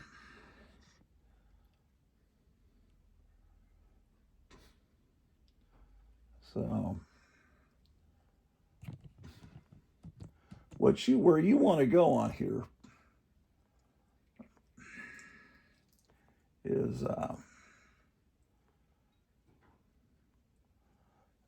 yeah, it's on the reason it's not crystal clear here on my display is this is how I record. The Roku box has an HDMI cable. So I have the HDMI cable go from this, sorry about all the dust, from this Roku box to this HDMI converter back here, where it goes to RCA plugs that go into my old DVD-R recorder, which doesn't have HDMI. They don't make DVD recorders anymore because they don't want you to own anything. They want you in the future to own nothing. You'll just be happy to stream everything and pay for it. But I like to make copies onto DVD-Rs. So anyway, when I'm basically degenerating the signal from a high definition signal to not something not as good, but it still looks good if you grew up with the Zenith 1969 21-inch TV, where you get up close and you can see the lines of resolution. It still looks pretty amazing, but my wife can't stand coming down here and watching this TV. You know, I can rewire it and bypass that and make it look completely all wonderful, but that's the way I can record audio and video from YouTube. Okay, what is going on here? Shoot, okay. Anyway, there's on this channel, and they've got a lot of, I've got to remember how to get to it.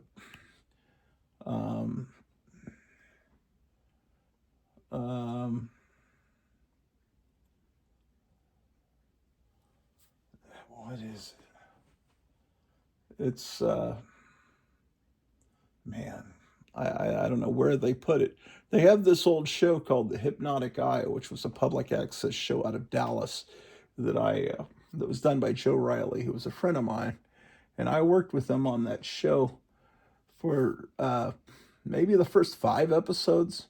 Episode 2 was almost completely was all my stuff, and I planned it out, and he edited this episode together.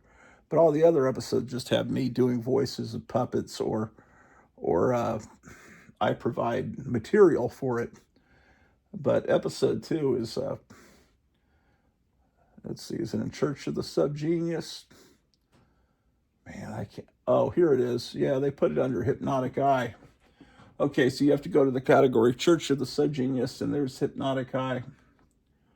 And you can see all the episodes. Okay, they're in backwards order. So I guess there was a total of 12 episodes. There's episode 2, the one that I was talking about. Yeah, it's a great show. These aren't actually in order. But there's another show on here that was done back years ago, and I had no involvement with it, although I talked with the guys on back in the days of MySpace. It's not gonna be in this part. Maybe it's here. It was a show made like a 60s dance show. Oh gosh. Let me pause until I find it. This is not good. Okay, I found it. It's in the category OS 174 series. And they've got Cult Movies TV. I don't know. That's, I guess, based on the magazine. I haven't ever seen this series. With a cult following, but I guess it's a American public popular access culture show has it based that- on that Cult Movies magazine. That's a Dave Stevens painting, by the way. And in this category, they've got episodes of Space Angel and Bob Wilkins. But here, Gula Go-Go Season 1. It's made like it's, let's see all episodes. They have some good bands that perform on this show. It's, well, I'll show you. OSI's Saturday morning lineup. This is not it. This is some, please trust me. Great googly moo. Yeah, this is it. That was some introduction. Here it is.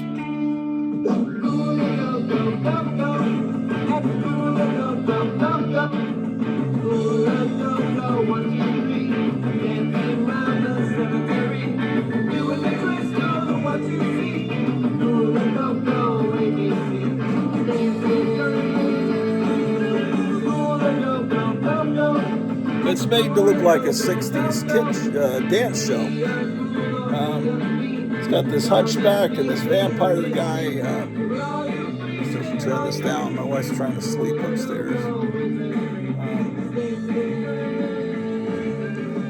But they have music playing, but they also will have they'll have real bands perform. And they'll bring on people like, this was done about 20 years ago. They'll have Hazel Adkins and the 5, 6, 7, 8s and all kinds of good bands play too. This is based on a real show that wasn't a monster theme show. Anyway, they've got some episodes here. There's some that are on YouTube as well. There are only a couple. For years, the show was hard to find because basically you had to get it through mail order from the guys that did the show. But the real show that it's based on was called Kitty A Go Go, and let me see if I can't find that. I'm sure that someone has this show on YouTube. Back in the old days, we would trade VHS cassettes with people in other parts of the country, and that's how we would get weird movies and video. That's how Hypnotic Eye got its reputation, because it was only here in the Dallas area, but then people started recording it and sending it to their friends all over the place, and then unfortunately Joe Riley passed away a while back. I don't think they have the whole show. It was out of Chicago, Kitty A Go Go. Do they have a whole episode? Looks like they might, in 2 parts, maybe. This is the intro of the real show.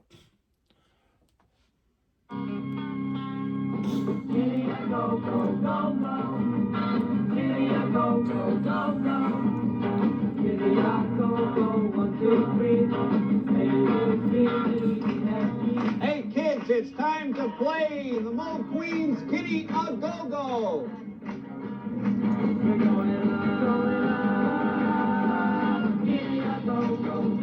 This part of Kitty A Go Go is brought to you by Mickleberries, plump and juicy Franks, and their delicious variety of cold cuts.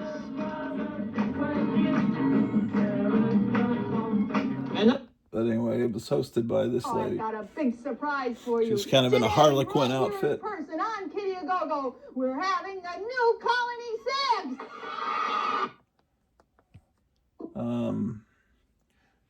And then they have the new Colony 6 segment.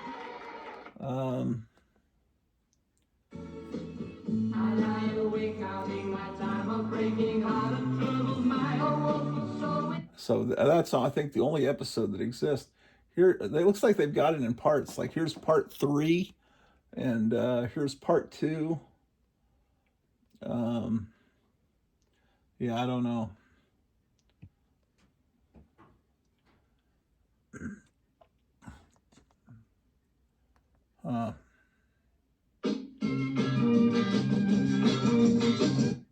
So that's something that can entertain you, is those episodes of Kitty A Go Go that are over on I'm sorry, Kitty. Well, there's only the episodes of Ghoul A Go Go, and someone put a couple of episodes of Ghoul A Go Go up on here on YouTube. Let's see if I can find them. Oh, we're gonna look at more Archie comics. I was just trying to get some music to play, wasn't it? Okay, so it looks like someone's put up episode 6, episode 2, episode 8, and then some little clips. So you can get 3 episodes just off of YouTube if you don't want to add that app, OSI, whatever it was.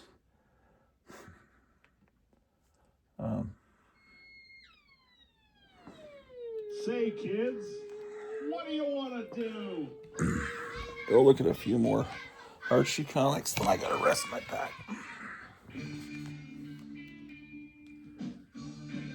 The sound's pretty low, man. I got that volume turned up to 100. So be careful after you watch it, turning on some other show.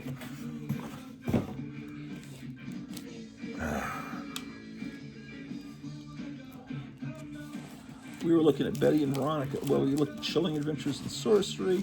Well, we were about to look at Everything's Archie, which was the name of the Saturday morning cartoon. Was it maybe the second season of it changed to Everything's Archie? And in the first season, Might have just been Archie and Friends, then it became Everything's Archie around 1970. I don't know. But anyway, so they created this comic, Everything's Archie, to tie in with the Saturday morning cartoon. I showed you this. This was a gift from Shannon. Here's 17. I don't have the lights on down here anymore. There's 24. Yeah, it doesn't look good without lights on, does it? Maybe I'll put you guys over here.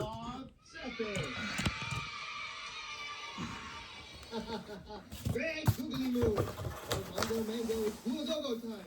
You are ready to kick and shout? Well, we'll do it this way. More light. Good. So today we're going to do all of your favorite dancers, like the twist, the grave digger, the St. Vitus hop, just like your big brothers and sisters. You, what is your name? Sam Hayes. You like movies? Here's 29. Good, because later on we're going to see what films Crichton has dug up for us. Isn't that right, Crichton? 40. I guess I don't have many copies of this title. We have a nice top combo that's going to play at you. They are called the Dead Elvire. 57. But that's later. For now, 70.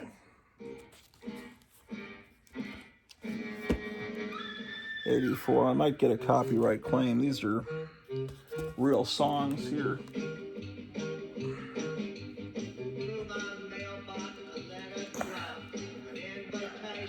Yeah. Anyway, I got all these kids dancing to this cool music from the 50s and 60s. It's pretty good. 99.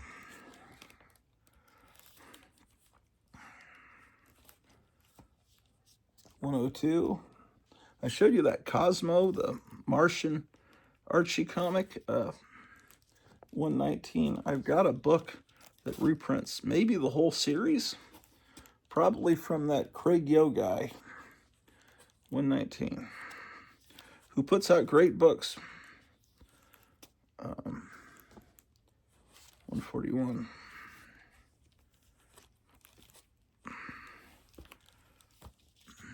It kept going for a while. Here's 156. Now, this is not an Archie comic that's coming up, but I have it in here. It looks like an Archie comic. It's Fast Willie Jackson.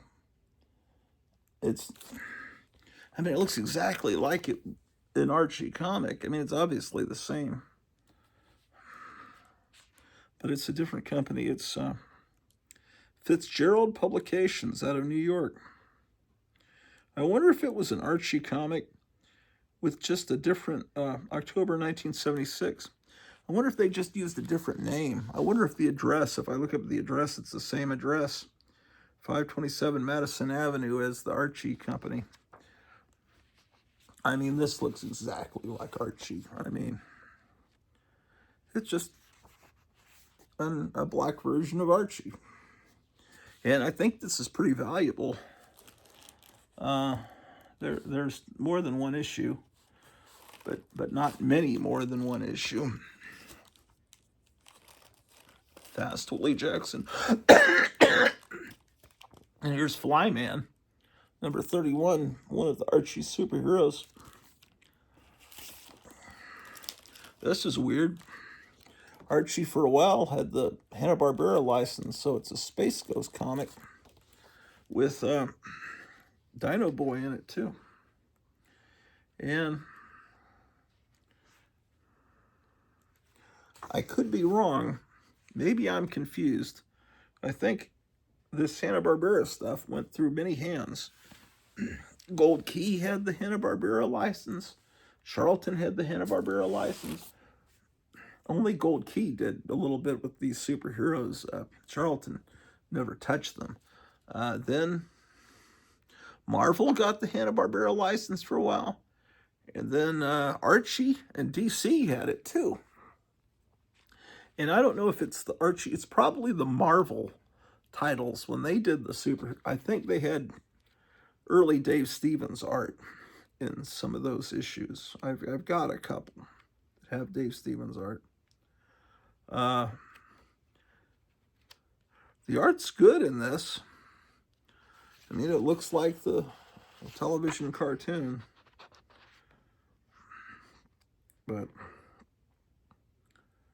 pencils by Scott Rosima, inks by Jorge Pacheco.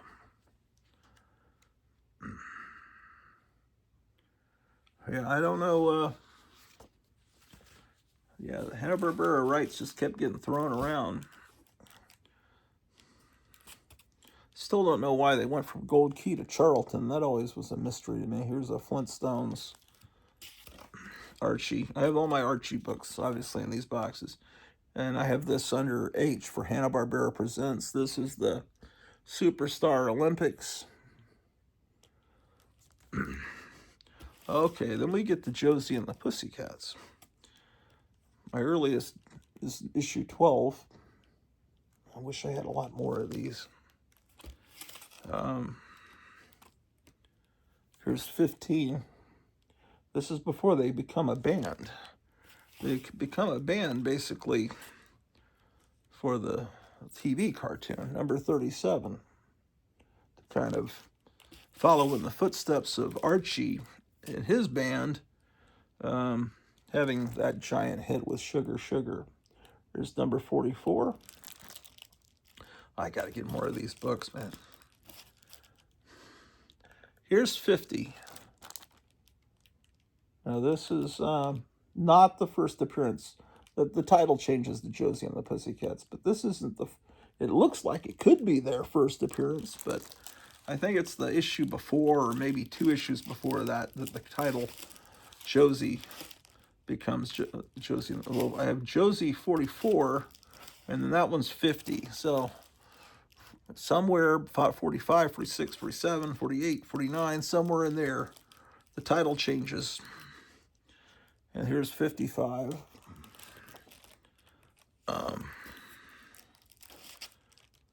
This 56 is one I got as a kid. I remember buying this one as a kid.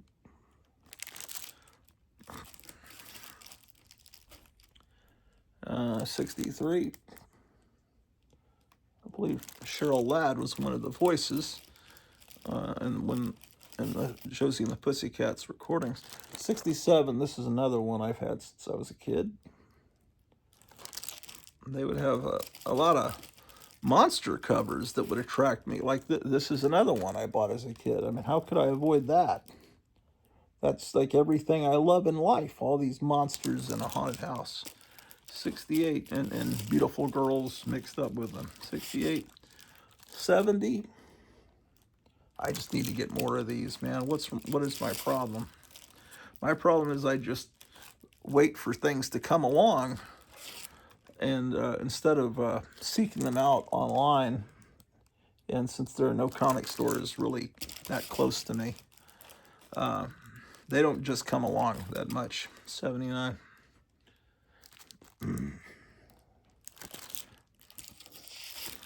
And most comic stores, if they get Archie comics, a lot of times, oh, another one of the same. They won't even put them out on the floor. They figure there's no interest in them, unless they're the key issues with the naughty covers. Here's they started over again. This is issue 1, and they're promoting it's on the Cartoon Network. This is 1993. That's a good cover. Yeah, that's around the time that Archie Comics had this resurgence of good covers.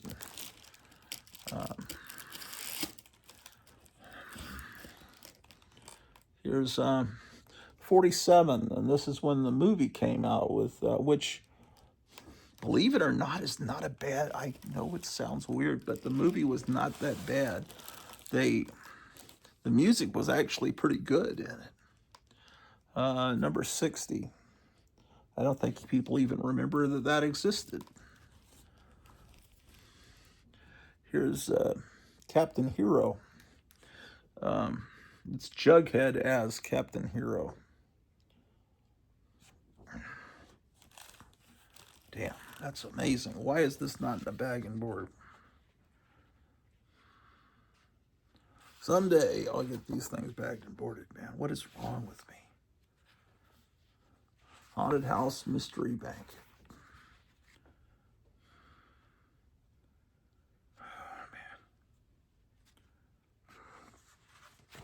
Oh, Look at this, very much like the Marvel house ads looked a lot like this. But look at these two covers, man. Captain Pureheart and This Life with Archie. Wow, both those books look fantastic.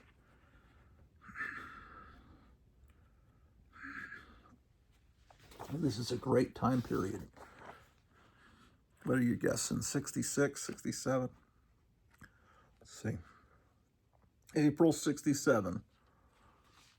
When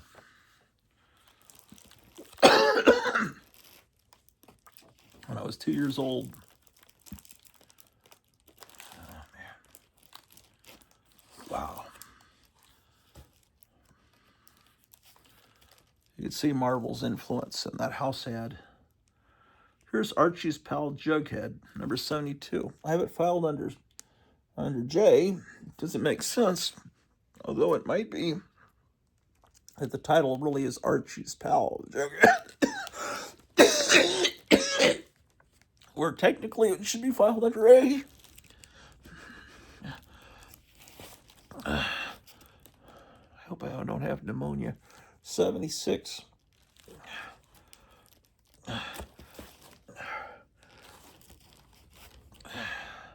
Oh, this is a 78. This is a famous cover with the Monster Award. They just did a facsimile of this. And here's the facsimile. Let's see how close they got it. This is the facsimile. Archie. Usually they'll put the actual price tag, original price on the cover of the facsimile. This one put $3.99, maybe, and then they put the modern price on the back. But they do, of course, put the barcode not on the cover. It's the size is different. The real comic is about half an inch wider. The height is pretty much the same. Look at the differences in the whites. Oh, well, all part of the wonderful monster craze of the 50s and 60s.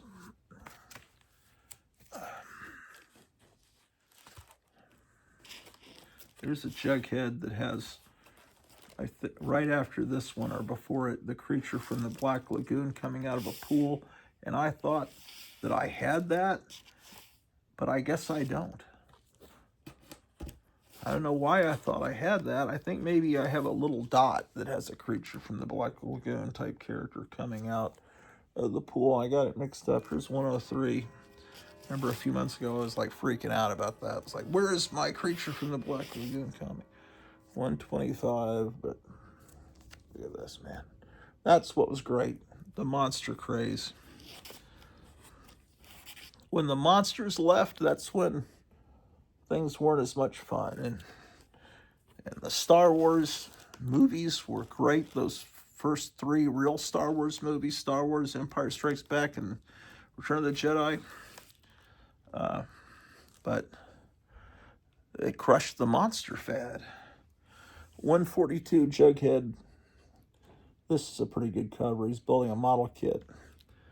We'll have to head back home, Archie. I'm running out of paint. Roger, Jug, he's dreaming, but you know, if you just, it looks like maybe he's passed out after, you know, from the glue, and maybe that is what they meant. But that's a good cover. January 68, number 152. I guess it doesn't have Archie's friend at the top anymore. So, see here he's got all these patches on. That Help I Need Lovin' was one of those patches that was always in those ads in the comic. Oh, look at this, 179.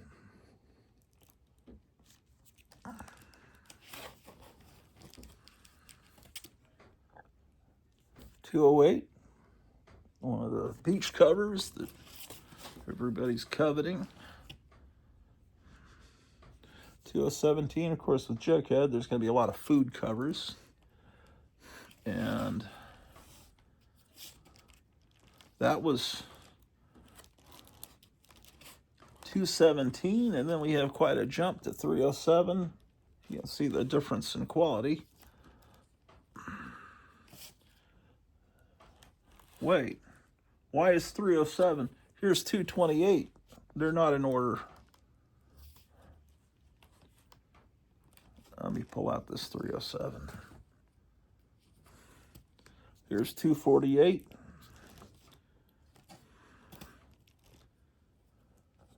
Mm. 309. Mm. It's really raining out there. 311.